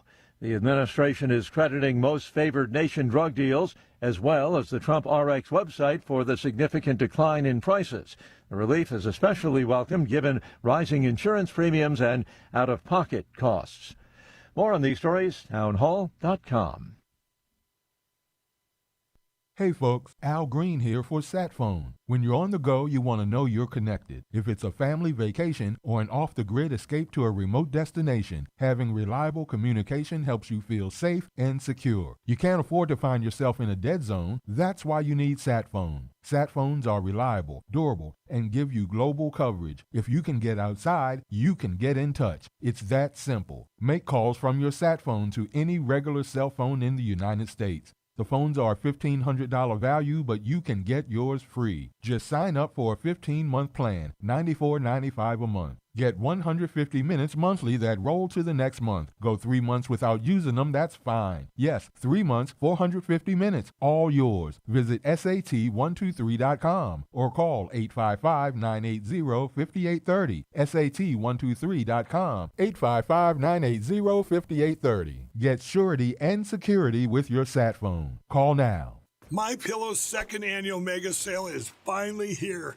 Get our patented premium MyPillows that adjust your exact individual needs to give you the best sleep of your life. When I got MyPillow, I'm asleep almost immediately. I stay asleep at night and I wake up more well-rested in the morning. I guarantee they're going to be the most comfortable pillows you'll ever own.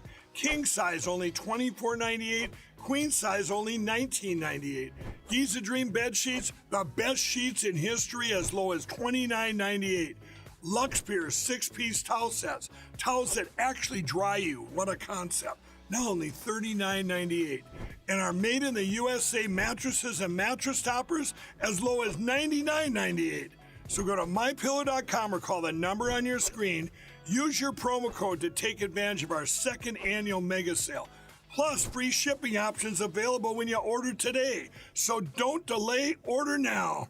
Washington is wasting $500 million every year on a federal supervision system that doesn't work. Probation officers are overwhelmed. Resources are going to people who pose zero threat, while actual dangerous individuals slip through the cracks. The Safer Supervision Act stops the waste and refocuses every dollar on protecting families from harm. President Trump's own pollster found about 80% of Trump voters want this fixed. It's time for Congress to get this done. Stop the waste. Protect our communities. Visit safersupervision.com. Paid for by the Reform Action Fund.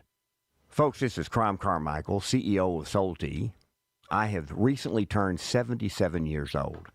I do not take prescription drugs. I have not had to take prescription drugs, and I attribute a lot of my good health to a product that I've been taking, which is the active ingredient in Solti. It's a 22% concentration of theaflavin. We did clinical trials on it 25 years ago and found that it helped lower cholesterol. We have had many, many hundreds of letters and emails from customers telling us how it has helped them not only manage their cholesterol, but lower their triglycerides and help them on their blood pressure. And I can't tell you how much I attribute to Solti for my good health at age 77. And I encourage you to go to GodzillaHeart.com. That's GodzillaHeart.com. And use the code Godzilla at checkout, and you'll get a 50% off on your initial shipment of Solti. And I promise you it will be a great help for your heart health. Thanks so much. I spent my career building a business, but I couldn't stand by while Washington spent money it didn't have. So I got in the fight, and I never forgot who elected me. This election is about the America we pass on to your family and mine. We inherited freedom. Now it's our turn to defend it, to strengthen it, and to leave America stronger than we found it. You shouldn't have to guess where your next senator stands. With me, you already know. I'm Ralph Norman, and I approve this message. Live from the studios of the John Fredericks Media Network, it's The John Fredericks Show. Grab yourself a cup of 1775 coffee, sit back, and get ready for the best 4 hours of talk in the universe. To be part of the show, just call our toll-free number, 888-480-5646. And now, here's the Godzilla of Truth, the Oracle of the Deplorables, the man who trucks the truth from coast to coast, John Fredericks. Oh, great to have you on the John Fredericks Media Network, and I am your Godzilla of the Truth. We're going to West Virginia It's time for Mountaineer Mavericks, and we're fired up. Let's see who we got on today. Rumor has it we've got Senator, my favorite Italian senator, Mike Oliverio. I just love saying that, Mike. My favorite Italian senator, Mike Oliverio. We got Gino Cirelli. What's this like? The Italian connection we got going on in Morgantown? Is that what we have here? Yes. Gino admits it. Yes. All right. I'm half Italian, so we're all good. Plus, I'm Catholic. The Italian hour. It's the Italian hour being invaded by Chris Rose, who is definitely not Italian. I don't know. He's definitely. How do we let this guy in here? Right? He's the rose between two thorns. This should be the Italian hour on the West Virginia Mountain Mavericks. We let Rose in. I don't know who did that. Dan, who let this guy in? Dan, what's the deal with him? Okay, we got Chris Rose in. Well, Chris is losing weight there. Chris, you want to diet or what the hell's going on? So I am. I'm down about 10 pounds so far, but losing some weight, getting in better shape, lean and mean.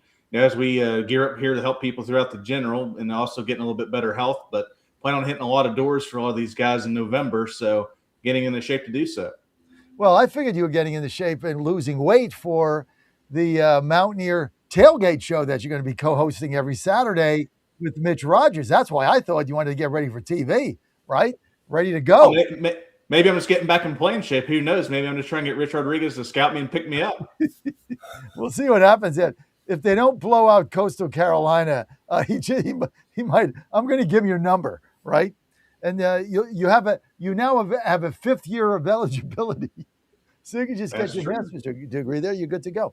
But anyway, this segment is sponsored by WV Sports Nation. Go to WVSportsNation.com for all your information, news and information on anything that has to do with West Virginia University sports and athletics. And don't forget our award-winning, even though it hasn't launched yet, it's going to be award-winning, right? How's that for positive thinking? Award-winning pregame show 2 hours before every game. Now we're trying to expand it to 2 hours and 15 minutes. I don't know what's going on with this thing, but everybody's excited about it. And that's going to launch on what is that, Dan? The 27th, right? For the TCU game, I believe. And I believe so, yeah. Yeah, it's going to go from there. 2 hours before each game, starting with Coastal Carolina. We got the bus out there across from the stadium. And this is going to be the best tailgate show you're ever going to find. It's going to be live. It's not taped. And it's from the press box to the parking lot, hosted by Mitch Rogers and co-hosted by State Center right here, not Italian. Chris Rose is going to be with us. So that's going to be a lot of fun. And I want to thank all of our sponsors for that, including Senator Mike Oliverio and Delegate Gino Cirelli. Thanks, guys, for sponsoring that. It's going to be a lot of fun. We're really excited about that. So you can check that out. There'll be more on it. Just go to WVSportsNation.com. You can download their app there. You're good to go. Okay, let's start with State Senator Chris Rose from Fairmont. So, Chris, you have been all over getting rid of these flock cameras in West Virginia. It's now kind of the talk of the town. A lot of states looking at these. I'm very sympathetic to your cause. I don't like all these. Look, I live in Washington, D.C., okay? So let me tell you how it goes here, right? And I don't have a problem with it, except I had to pay another $150 fine from my son, Joe, who we finally dropped off back in College Park. And I'm like, I'm going to be saving like $300 a month because this kid got a ticket a week at $150. And this is the way in D.C. it works. Any road in D.C., as soon as you come in the district, any road, you guys are familiar with this, any road, speed limit, 35 miles an hour. You go 38, it's $150. There are probably 1,000 cameras.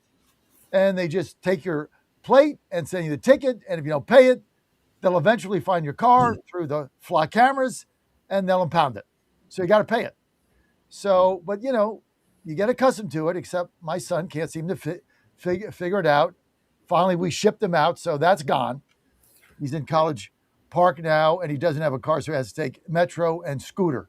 Hey, John, we outlawed that in West Virginia over 20 years ago.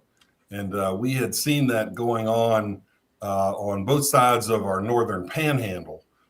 Pennsylvania and Ohio were experimenting with that over 20 years ago. And our legislature said, no, we're not gonna allow that. If a law enforcement officer using a certified radar gun catches you speeding and confirms who you are and all that kind of stuff, they can issue you a warning or a speeding ticket. But but we don't have the speeding ticket by the cameras in West Virginia. I'm glad you got rid of those, because we look at how it is here, and I mean, they just send you a bill in the mail and you have to pay it. And like, I don't know how fast Joe was going. And it's like, if you go, like, one of them that he got was 39. I mean, 39 into 35 is $150. That's just like, you might as well just steal the money, guys. Yeah, I'm glad we did away with that. I think Chris is raising some more interesting and relevant terms, and has been doing so not only on a local and state level, but really even on a national level. And I think he's probably best able to address some of those issues now based on the research he's done. All right, Chris, tell us why you're so against these so-called flock cameras. What are they, and how you're trying to get them out?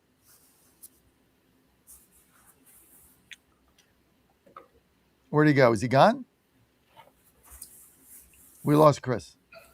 He froze and now he's gone. Okay, let's try to get him back, and we'll go to Gino. Gino, I know you're somewhat familiar with these. What's the fight over the flock cameras? So I didn't get to go to the interim session where the flock camera representative was. I was across the building in the education committee. But I think some of the ongoing concerns about the flock cameras is that people are concerned with the power and the capability of it. There's no denying that I think that these flock cameras provide police with a lot of different options, with a lot of different opportunities.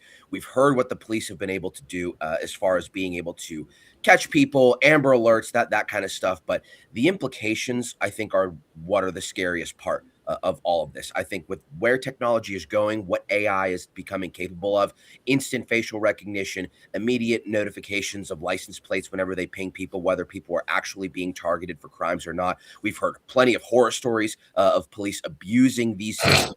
The tracking and the accountability isn't necessarily where it needs to be at this point to make people feel safe. People feel like they're being watched, and I don't think that really flies, especially here in West Virginia. But like Mike said earlier, we'll kick it to Senator Rose here, because this has really been his fight. Go ahead, Chris. Chris, looks like Chris has froze again. Here's what we'll do, Dan. Call Chris up. Just get him by phone so we can get his take on it. All right, John. I think what's happening in West Virginia is the flock cameras had been in use for a while, maybe a little bit under the radar. As more people learn more about them, there started to be some concerns. Those concerns have come through the legislature. The legislature has begun to study the issue. All kinds of concerns have been raised. For example, these are private companies that are gathering this data. Do they have the ability to sell that? I think our constituents are saying, hell no, don't let them do that. And so I think a number of things have occurred such that the legislature is most likely going to address this issue during the upcoming legislative session, which starts in January. And I think that maybe the best way to describe it is I think there'll be some guardrails put on these cameras in terms of what they can do, what the requirements are. I don't necessarily believe they will be banned, but I think there'll be some guardrails put in place that may make the public a little bit more comfortable with them. The opposition to the cameras is pretty broad-based. I mean, you could take somebody as far to the left politically, ACLU member, and you could take somebody as far to the right, Freedom Caucus member. I mean, it's pretty broad-based opposition to the current way it's being used. I've met with our own sheriff here in our home county of Monongalia a couple of times, and he agrees that maybe there need to be some guardrails put in place and protect the citizens' privacy, but allow and very unique situations, the ability for these to be basically license plate readers when they're searching for criminal activity. Senator Rose, do a deep dive on this, because what Senator Oliveria is suggesting is that we keep them, but they're regulated. I don't know how you turn them on and off, and they only do certain things, but do a deep dive in this thing. You're basically a leader in the country in trying to get rid of these. Explain what they are and why. So first of all, we have to keep in mind Flock is just one brand or a vendor of these type of cameras, and some of them have a lot more capability and technology than others. For example, in Fairmont, there's a company called Rock. There was Rock before there was Flock, and it's just ironic they're very similar. And when I met with their CEO in 2025, when I first got elected, and their technology is a much further overreach than what the Flock cameras are doing here in Monongalia County, which is the license plate reader technology. They have facial recognition. They have gun detection. They know if Senator Chris Rose has a deer rifle underneath the backseat of his truck, and how many times I go to Planet Fitness every week. It's just a bridge way too far. It's Minority Report. It's 1984, and they're creating a nationwide database on American surveillance without a warrant. And we have a Fourth Amendment right. Now, listen, everybody on this panel is pro-police. We're pro-law and order. We definitely want to get the bad guy. And I understand this can be a useful tool if strong guardrails are put in place, like get a warrant. But the problem is if we, when I meet with these sheriffs and I'm like, listen, you may be a good guy and you may be using this in the right way, but without a guardrail, a strong guardrail like a warrant, there's nothing that stops the next guy coming in from weaponizing it. And we can't say we haven't seen weaponization of government. Look at everything Donald Trump has been put through. To your point with D.C., everything people that supported President Trump was put through in D.C., the weaponization of the government under Biden. So we can't say that we can trust this, because when we were in joint committee just a couple of weeks ago in interims, we had Flock representative, their government affairs guy, under oath. And I questioned him on how the federal government under Biden hacked into their 80,000 cameras. I'll say it again. They have 80,000 cameras nationwide, and they're just one vendor. And he tried to lie and said the data's secure. There's never been a breach. But there's been proof, and there's two towns, one in Connecticut and one in Washington, that are suing because they were hacked into without local municipality or state's permission.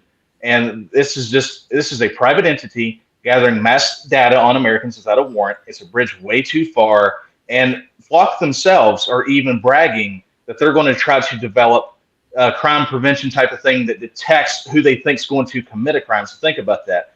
We're now putting these cameras in place and going to try to use the tool to trust a AI camera to tell you that Jim Bob is about to commit a crime, even though he hasn't. So we're turning America from guilty until proven innocent. I mean, we're taking it from innocent until proven guilty to guilty until proven innocent. That's the wrong way for this country to go. We are better than this. This is not communist China. And at the end of the day, if we can't get guardrails like a warrant, then I don't want these things at all. What is driving this, Senator Oliveria? What is the impetus behind this? It's been going on for quite a while, to be honest. I think these companies like Flock have seen a tremendous financial opportunity. And so they're moving around the country, making the case to sheriffs and other law enforcement agencies. And, they're able to get this approved by whatever spending agency. In our state, it's the county commissions or city councils. So I think that's part of it. I think it's a little bit of an outgrowth from all the way back to 9/11 and, the implementation of TSA and just many of those Patriot Act, many of those things that have just sort of evolved and, continued to spread. I mean, I can remember 20 years ago, the Pittsburgh Pirates hosted the All-Star game, and they had facial recognition aimed at every spectator going into the ballpark. So it's not like it's new. It's just this one, maybe to use Senator Rose's words, has just gone too far. And people are concerned about the data, the lack of transparency, how it can be accessed. So I think it's fair the legislature bring this up in January and say, hey, how can we address some of these very legitimate constituent concerns? Why not just make them illegal? Well, we also have our highest concern as public officials is public safety. I always say public safety 1A, public education, 1B. I mean, those are two things that we're really responsible for. And so if this does provide that opportunity for law enforcement using all the effective protections that exist within our state code, our state constitution, our U.S. Constitution, if it can meet all of those things and it can catch the quote bad guy, I think we want to empower our law enforcement and our prosecutors to have access to it. Yeah, Mike, they told me the same thing about the Patriot Act. They told me the exact same thing. It's there to keep us safe. There's guardrails. We're not going to surveil U.S. citizens. It's only foreigners, blah, blah, blah, blah, blah. It's going to stop the next terrorist attack, blah, blah, blah, blah, blah. And what did they turn it into? They've got massive databases somewhere in the Dakotas with every phone call and text you've ever made. So this is where this stuff ends up. Gino, Senator Oliverio said, I didn't know this, I'm intrigued by it, that you guys got rid of these red light cameras all over the place in West Virginia. You just outlawed them. Is that true? I think it was Senate bill. I looked into this. I think it was Senate Bill 447 from like 2009. So it's been on the books for quite a while. I was 15 at the time, so that was little bit before I was involved in the whole process. But I think one of the big things that Flock is interested in, a company that's valued at $4 billion, is selling cameras. That is their big game. I think that they want to increase shareholder value. They want to make as much money as possible. I think that they would be open to any restrictions, guardrails, or guidelines that we would put in at all. And I don't think that they would really put up too much of a fight. So like Mike said, I think that there are some positive things to come out of properly regulated license plate reading system, like the some sort of domestic violence, and then the perp flees, and that they're able to get them, like I said, with the Amber Alert, anything that has exigent circumstances. I want our police to be able to effectively handle that. However, at the same time, if push comes to shove, if we cannot have these two ideas coincide, I'm going to err on the side of freedom. I'm going to err on the side of privacy and security more than I'm going to be able to side with, unfortunately, the increasing police state. Senator Chris Rose, do you trust the fact that there will be some kind of guardrails that'll be real? Just because I just go back to the Patriot Act. I mean, and you go back to these red light cameras, right? I mean, I remember I was in Roswell, Georgia. I don't even know what this was. 80s, late 80s. Bush was president. I don't remember. Late 80s, early 90s. I was in a city called Roswell, Georgia, a suburb of Atlanta. And I remember city council had a debate about putting one red light camera on one intersection. One in the entire city. And everybody's like, well, accidents will be better, or it's red light cameras, and we're going to cut down on this intersection accidents, right? Okay, fine. We had too many accidents there, right? 5 years later, it was on every street corner in Roswell, every city, and all you did was get fines for doing God knows what, making a right on red, this and that. So, it started with one, and there was a whole city, and it was supposed to be for safety, and then it became a revenue producer for the city, and they expanded it to every light, which is what I've got here in D.C., which, look, I don't have a problem with going under 35 miles an hour, but it becomes ridiculous, and it becomes part of the governing revenue base that they need. And they prey on out-of-towners that come in and, they're going 40 into 35, and bing, that's $150. So my problem with this, Chris, is I don't care what guardrails you put on it, it gets abused. So I'm with you, John. Whether it's the Patriot Act or whether it's FISA, you can point back to previous things that have been put in place with good intentions, right? All this stuff is always put in place with good intentions, but every bit of it has eroded your constitutional rights. It's been abused, it's been violated, and it's been used against innocent Americans. And I'm with you on that. So, for example, in this case, Rock put a pilot program in Fairmont, West Virginia. Next thing you knew, this other company named Flock has 683 of these cameras statewide in West Virginia, including one maybe less than a mile from my home. I don't know what they're going to learn out here in farm country. Maybe see a bunch of cows out in the field, or some people, coal miners, going back and forth to work. But to your point, they're just going up everywhere. And this is not an opt-in system. So when people say, well, how is this any different than going in a government building or a government school or et cetera? Well, this is someone going to work. They have to travel that road to go to work. It's not an opt-in. This is a government mandated surveillance state, and it's not an opt-in. They can't choose to go a different way to work because, I mean, let's just be realistic. It's just not practical. And this isn't like when someone says, well, Lowe's owns this type of technology. Well, I can choose to shop at Lowe's. I can go to Home Depot. I can go to Menards. But what I can't do is lose my American dream, my way of life, and stay at home because they got these things the minute I go on my front lawn. The government owning these things is a huge problem, to John's point. There's been several cases of abuse by the federal government and even state governments. So I'm like John. At the end of the day, I'm on the side of my buddy Benjamin Franklin when we were founding fathers. I am not willing to sacrifice freedom for safety. It's just something I'm not willing to do. It doesn't make us anti-police, but I don't even think it's about. I mean, what stats do they have that shows this is going to reduce crime? What? They have any stats? Do they have anything real? Or to Gino's point, it's about selling cameras, and if it's just a way to sell cameras and increase shareholder value at the expense of everybody's freedom.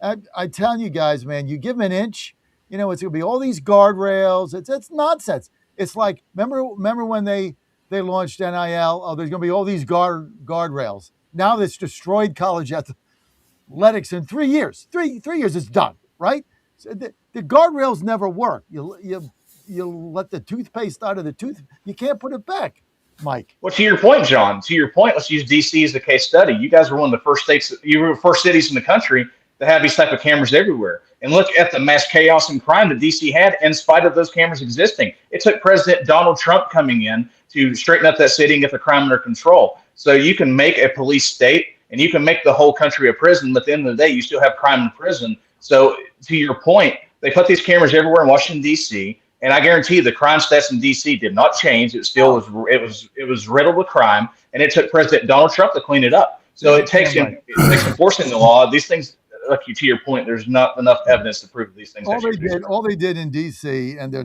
have nothing to do with crime. All it is speeding cameras to get $150 a pop, and they raise millions and millions of dollars off it, mostly from out-of-towners, right?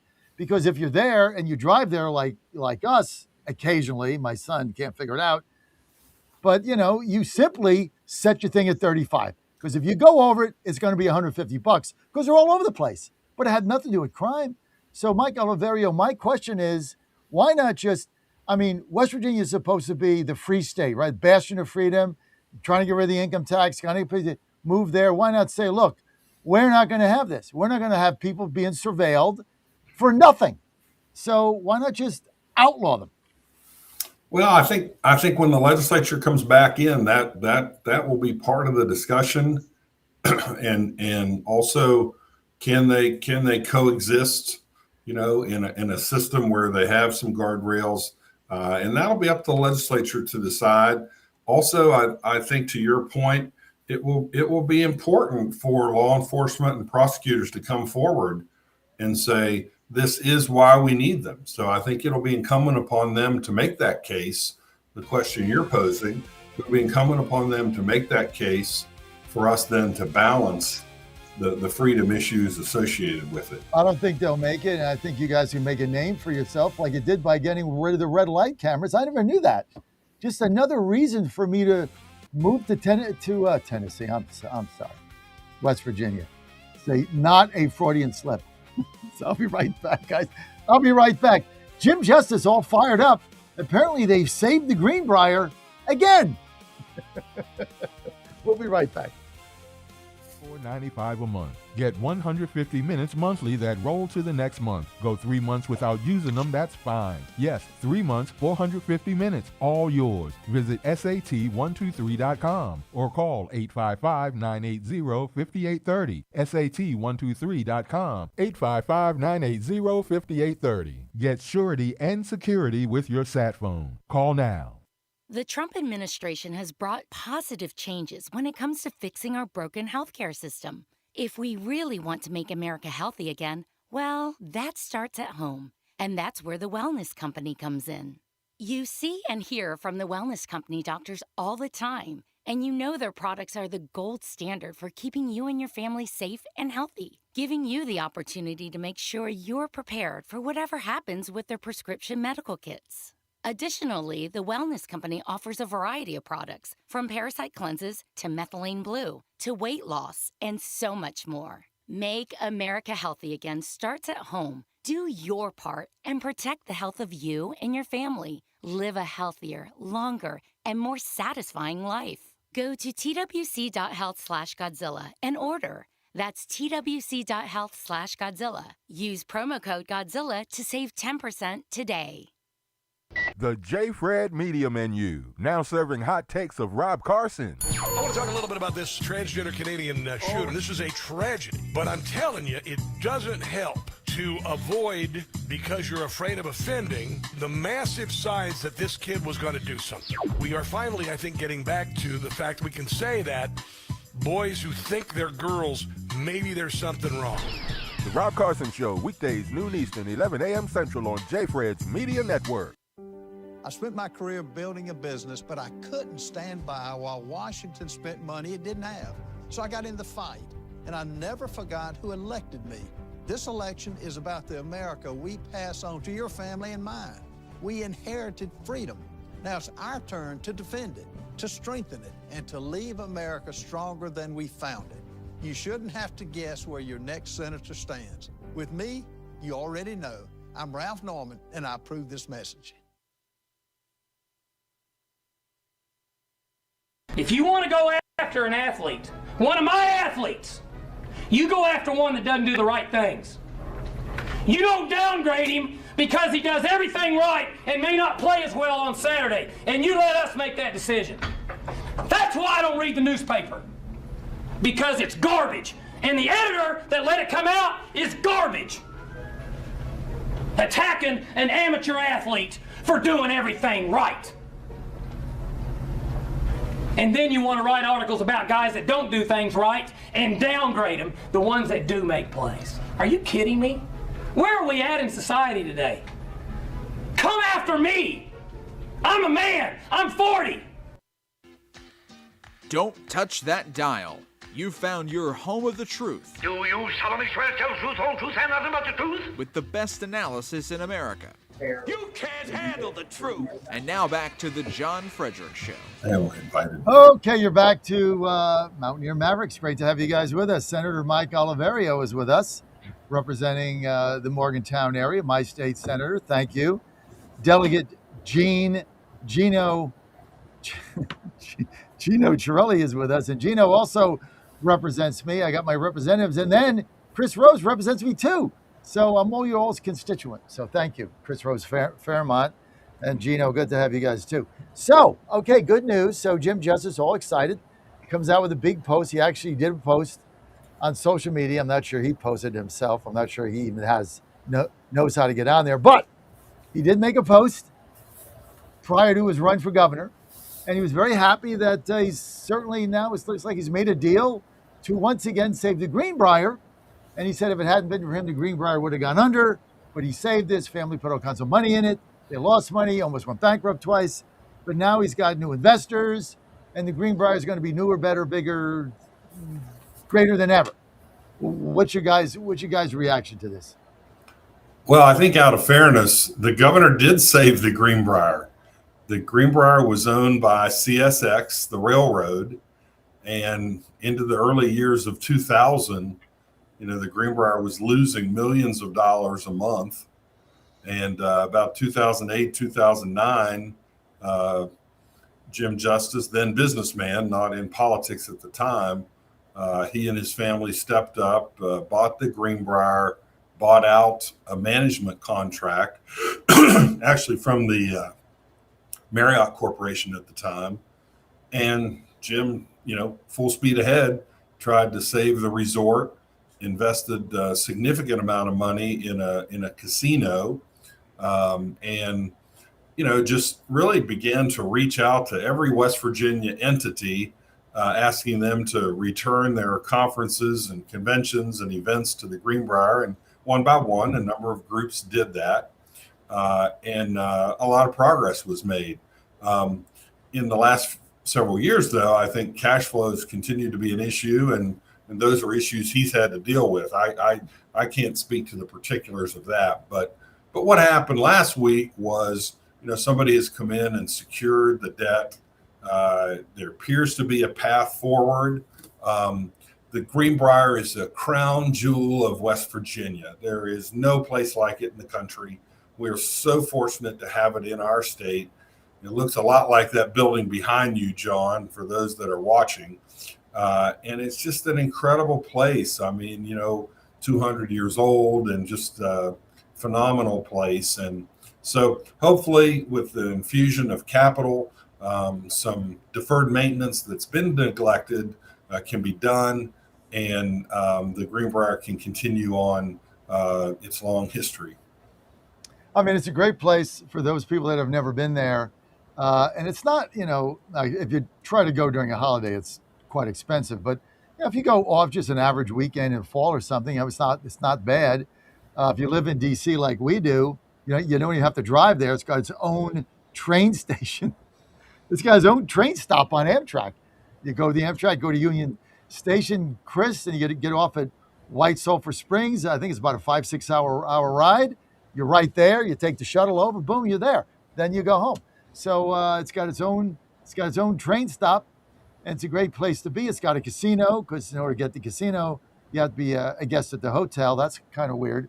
And the one weekend I went to bet $50 on a football game, and the guy told me there was nobody there. And I'm like, what, how do you guys like maintain this business, right? Like it's like Sunday at 11 o'clock. I'm the only guy in line. Like, what's your handle? He said, guy just came in and bet $220,000 cash on the Patriots minus 3.5. I'm like, okay, well, I'm betting 50. So I guess that's how they made money. By the way, guy lost that bet if you're interested. So where does it go from here, Chris, the Greenbrier? So it's going to be, we have a lot of optimism. It's going to be restored to its former glory. I mean, the Greenbrier has a lot of potential. It's historic. It's got the presidential bunker that was one of America's best kept secrets for many years, and that's an attraction. You have some PGA level quality golf courses for golf enthusiasts that you can go play. There's multiple courses there. So we definitely have a golf following where people all around the country come here to play golf. And we host a lot of events, including we're going to have the National Energy Council as Senate Energy Chairman. That's one of the cool things that I get to do is the National Energy Council. We're going to be hosting all the energy leaders from all across the country in December at the Greenbrier. So, it's going to be very cool to do that as well. But I think it's one of the crown jewels, as Mike said. It's one of the things that we have here in West Virginia that, best Virginia, as I like to call us, that we have that no other state has. And I think it's going to, with the inflow of money coming in and the improvements that need to be made that he talked about, it's going to lead the way in tourism. You have the Biltmore in the Carolinas, but I'm telling you right now, nothing compares to the Greenbrier. When it's on its A game, when it's at its peak, I'm telling you right now, it is going to be a destination spot nationally for a lot of people who want to go away and experience everything that West Virginia has to offer. Is definitely going to be a hot destination. You can also buy there. Like you can actually buy a home there on the grounds, and so it's got a lot of potential. Gino, politically, this guy Justice this guy's a master, man. This guy's a master. So politically, Gino, everybody knows Jim Justice is going to run for governor, and he's likely to be a significant favorite in the primary over Patrick Morrisey, likely. But the one thing he had hanging around his neck was the Greenbrier going bankrupt. And so they were going to try to hang that on him. But now he got out of that. Before he announces, he got out of that. So now he's like, save the Greenbrier again. Gino, this is a master political stroke. I don't know what you think about Justice politically, but this guy's good. Think about the timing of it, right? We think he's going to announce in October. It's August. He makes a deal. He saved it again. We're talking about him. Gino, I tell you what, man, this guy's good. This might as well be an old Chinese proverb, okay? A wise man does not bet against Jim Justice. He has found a way. He works with people so well. His ability to negotiate, even on its face when you listen to him, he sounds like a folksy guy that sounds like the rest of West Virginia. But when he is in when he's on the battlefield, when he is in the system, when he is in his element, talking with people, he just has a way, man. he just has a way. Things just happen to work for him, and I think that's through no lack of trying on his own part. I think he works very hard, works very diligently, and even as someone that might not love being in DC, I think he's found a way to make it work for not only his personal business, but he's found a way to make it work for West Virginia, because there aren't enough good things to say about the Greenbrier, and that needs to be on all of our tourism material. That needs to be on the commemorative coins that I'm sure they're minting for us. Greenbrier is the height of class in West Virginia. I don't think John, in addition to being a luxury resort, the Greenbrier has this sports angle associated with it as well. You know, some significant golf events have been held there historically. Tennis complex now. So I was there 2 weeks ago for a conference, and as our conference was wrapping up, the New York Giants showed up to do their summer training. So the New York Giants brought about 90 players. Of course, they're going to whittle them down by the time opening day hits. But they brought 80 or 90 staff people. Jim Justice built a sports performance complex that has athletic fields, weight rooms, everything consistent with the way an NFL team would have back home. Last summer when I was there, the Cleveland Browns were coming in. And so it's just kind of fascinating to see this luxury resort, and then to see these 350-pound men coming in. I spent some time talking to the chef of the New York Giants. Have occasion to meet people in unique jobs. I asked a simple question: how many meals do they eat a day? And he said 6. It starts out with breakfast, then they have a breakfast snack, they do lunch, they do a lunch snack, they do a big dinner, and then they do what they call the PM meal. And these guys, I tell you, they were overseeing the kitchens at the Greenbrier and making sure all the food was available. It's just fascinating. So I think what Jim Justice has done is he has found a way to evolve this facility into meeting different needs where the checkbooks exist, trying to get dollars into the property. The Saints have been there before. The Patriots have been there before. A variety of teams over the years, as well as a wedding venue that he built. I was there one time. There was a wedding going on, and Lionel Richie was singing for the wedding. So it's a fascinating place. Well, the other thing they have there is they have top-level NCAA basketball games. I remember the women, the WVU women beat Duke last year in Greenbrier. Yes. And I think they got a couple men's games there. So they got a great basketball arena. And Justice has got this figured out, but politically it was come on, man. Rose, that was a brilliant move, because he's going to run for governor. The only negative he had was this thing hanging over his head that it could go bankrupt, and now he bails it out, and everybody's excited about it because anybody that's been there loves, like you say, loves the Greenbrier, and now he comes in, he runs for governor, he just saved it again. I mean, I marvel at this guy's political acumen. I'm awed by it. I don't see how Morrissey beats him. And I'm gonna back Patrick. I don't see how he beats him. I just don't.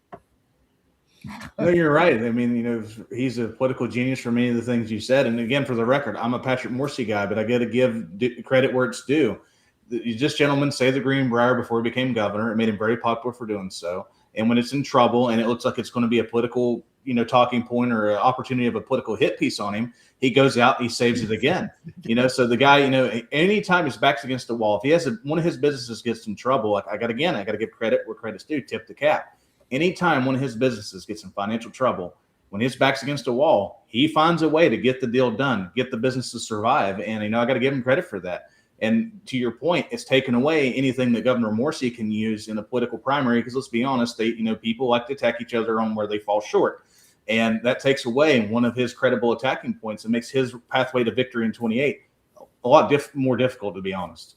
I think I'm going to jump in here. I think that Governor Morrissey sort of tipped his hand a little bit. He had a small statement out within maybe 3 minutes. of the story of the deal breaking. I don't know if optically that was the correct choice for the governor. I think it indicated to me like what we're saying here is they were really wanting to use that in the impending campaign, and I think it kind of fell apart on them. So I think Patrick was really, really fast on the trigger with a statement to follow up, and I don't know if it was necessarily the strongest or best timing. Gino, what was the statement? I didn't see it.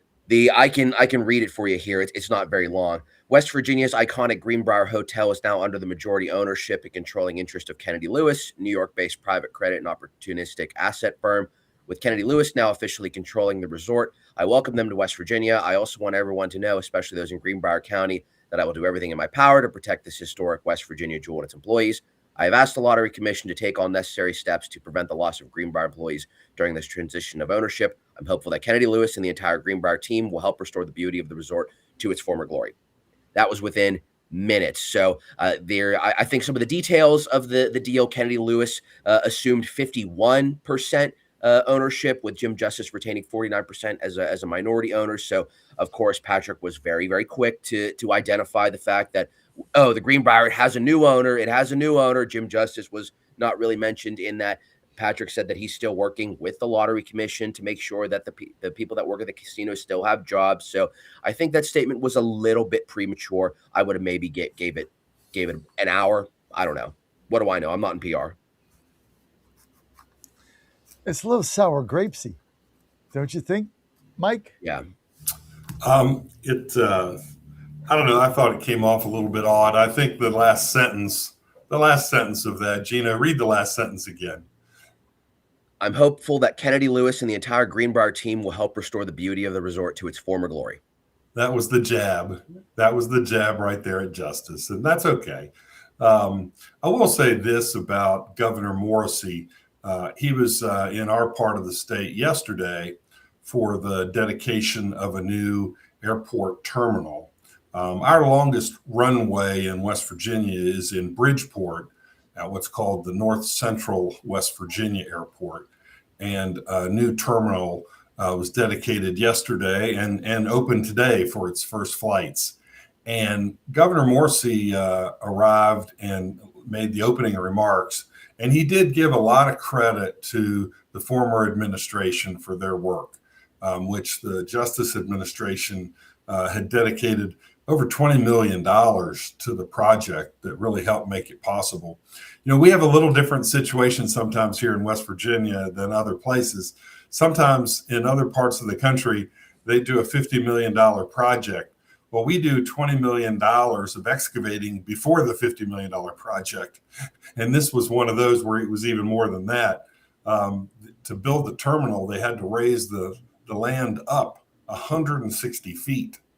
So they tore down a mountain and poured it into a hole and built the opposite side of the runway up level with the runway. And now we have a beautiful mid-sized terminal. And folks that want to come visit West Virginia now, this North Central West Virginia Airport is state-of-the-art facility.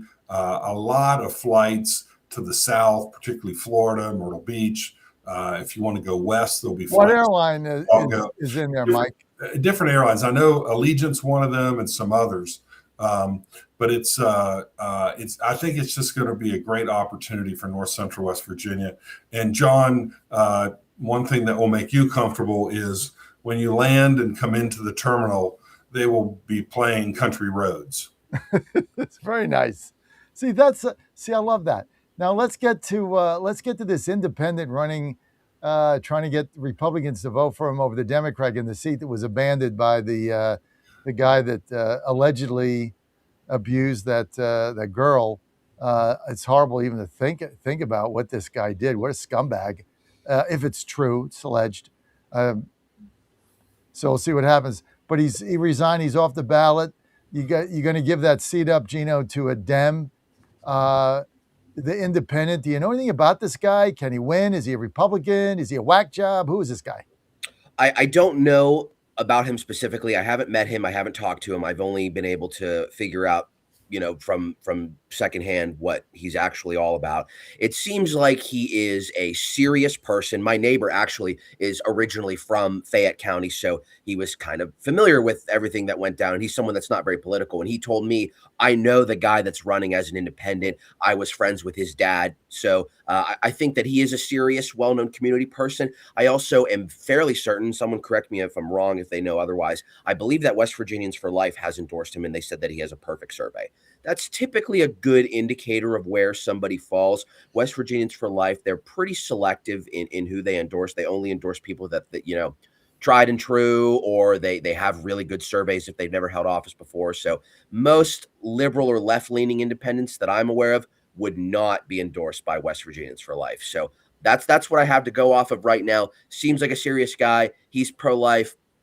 I like that. I like what I'm seeing. Did he promise to caucus with the Republican conference? That I don't know. I won't speculate on that. I'm not sure. What's the deal? Andrews was on last week. He was supposed to get me the names of the 3 people he allegedly said went to his Democratic opponent's fundraiser. I never got that. I followed up with him. He said he'd get it to me. He didn't get it. Has anybody heard anything about that? I haven't heard anything about that. I don't know if it actually happened. Could it have? I mean, I suppose anything is possible. But this is one of the big things that I tell people, especially because I've been going out of my way to meet with the newer members, the people under 35 and under that have won their primaries and that are on the way in. I'm trying to establish some sort of group between all of us just because we have similar perspectives as young lawmakers. And I tell them, you don't have to be a genius in policy. You don't have to be an industry expert or understand everything about a particular field. But what you do have to do is show up to work with a willingness to work with your colleagues and a smile on your face. You'll be able to accomplish everything that you want. Maybe not everything, but you'll be a lot farther along than somebody that don't. And Anders has strong opinions, and he's not afraid to let people know what his opinions are. And I absolutely respect that. That's his right as a member. It's his right as a person to do the things the way that he does.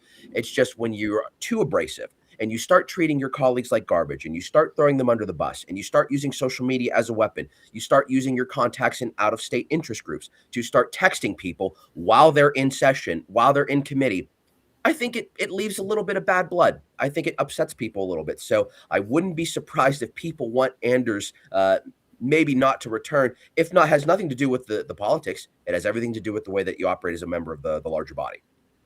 What's your reaction to that, Rose? My reaction to that is we have Chris Anders, who is a libertarian-leaning constitutional conservative, versus the president of the West Virginia Sierra Club. I reiterate that. We're talking about a constitutional conservative against the president of the West Virginia Sierra Club, who wants to put the coal miners and gas workers of my district out of work and out of business. So you know where my support's going to be. It's going to be behind Chris Anders. When we have, and I watched last week's show. So here's my statement to that. The issues we have with each other, that's what the primary is for. We have that battle in the primary. Candidates win. They talk to the voters, and then they win. And then the voters decide. And we move on and we back each other in the general. And that's the problem. This Republican Civil War that's going on, this infighting, we need to take it behind closed doors and work out our problems. If we keep fighting each other in public, if we keep cutting each other's throat, like what happened on last week's show, then we're going to hand this supermajority right back over to the Democrats. And it's not the same Democrat Party we took it away from. It's not Joe Manchin you're handing it back over to. It's the Democrat Socialists of America. It's Bernie Sanders. It's AOC. So we have to get our act together. We are too far removed from the primary for all this infighting to keep going on, where we have people potentially backing the president of the Sierra Club to get rid of a fellow Republican over personality conflicts. And, there's some conversations to be had about how we have to work a little bit better together. I don't refute that. There are personalities on both sides of the Republican Party that can work better with their colleagues. But at the end of the day, if any of them are caught backing a Democrat, then a Republican caucus needs to hold them accountable. Mike Oliverio, 1 minute. Final word. We got to go. I think that was as well said by Chris Rose as could be said. That was great. Very good, Chris. You're either on the team or you're not. It's kind of the way I look at it. But I did agree with Haidt last week. I did agree with him when they were grousing about, he was grousing about not being included on a letter. And Haidt said, well, you made your own, conference, so get your own letter. I do have to say, I kind of agree with him on that. I thought that was a little whiny, but 3 elected Republican officials in the state legislature going to support a fundraiser of a guy that's head of the Sierra Club against a Republican. I mean, that's a pretty serious allegation. But we don't have the names, so that's all it is. It's just internet fodder till proven otherwise. Guys, thanks for being with us. Jim Justice is just a brilliant politician. And you're right, Gino. Thank you, John. Thanks for having us. And to your listeners, come visit us in West Virginia. Country roads will bring you home. Go check out the Greenbrier. Check it out. And if you're in DC, take the train. It's got its own stop. See you guys. Thanks for being with us. Coming up next, you don't want to miss her, Wendy Bell. I'll see you tomorrow. Thousands are still without power after tropical storm Lala clobbered Hawaii over the weekend, uprooting trees, unleashing flash floods from Honolulu to the Big Island. One death is blamed on the storm. Deadly stretch of unsettled weather continues with the ongoing threat of thunderstorms, heavy rain, flash flooding from the Midwest, parts of the Mid-Atlantic. However, an approaching cold front is expected to bring relief in the coming 24 hours. Russia and Ukraine continue trading heavy blows with civilians caught in the crossfire. The BBC's Dan Johnson is in Kiev.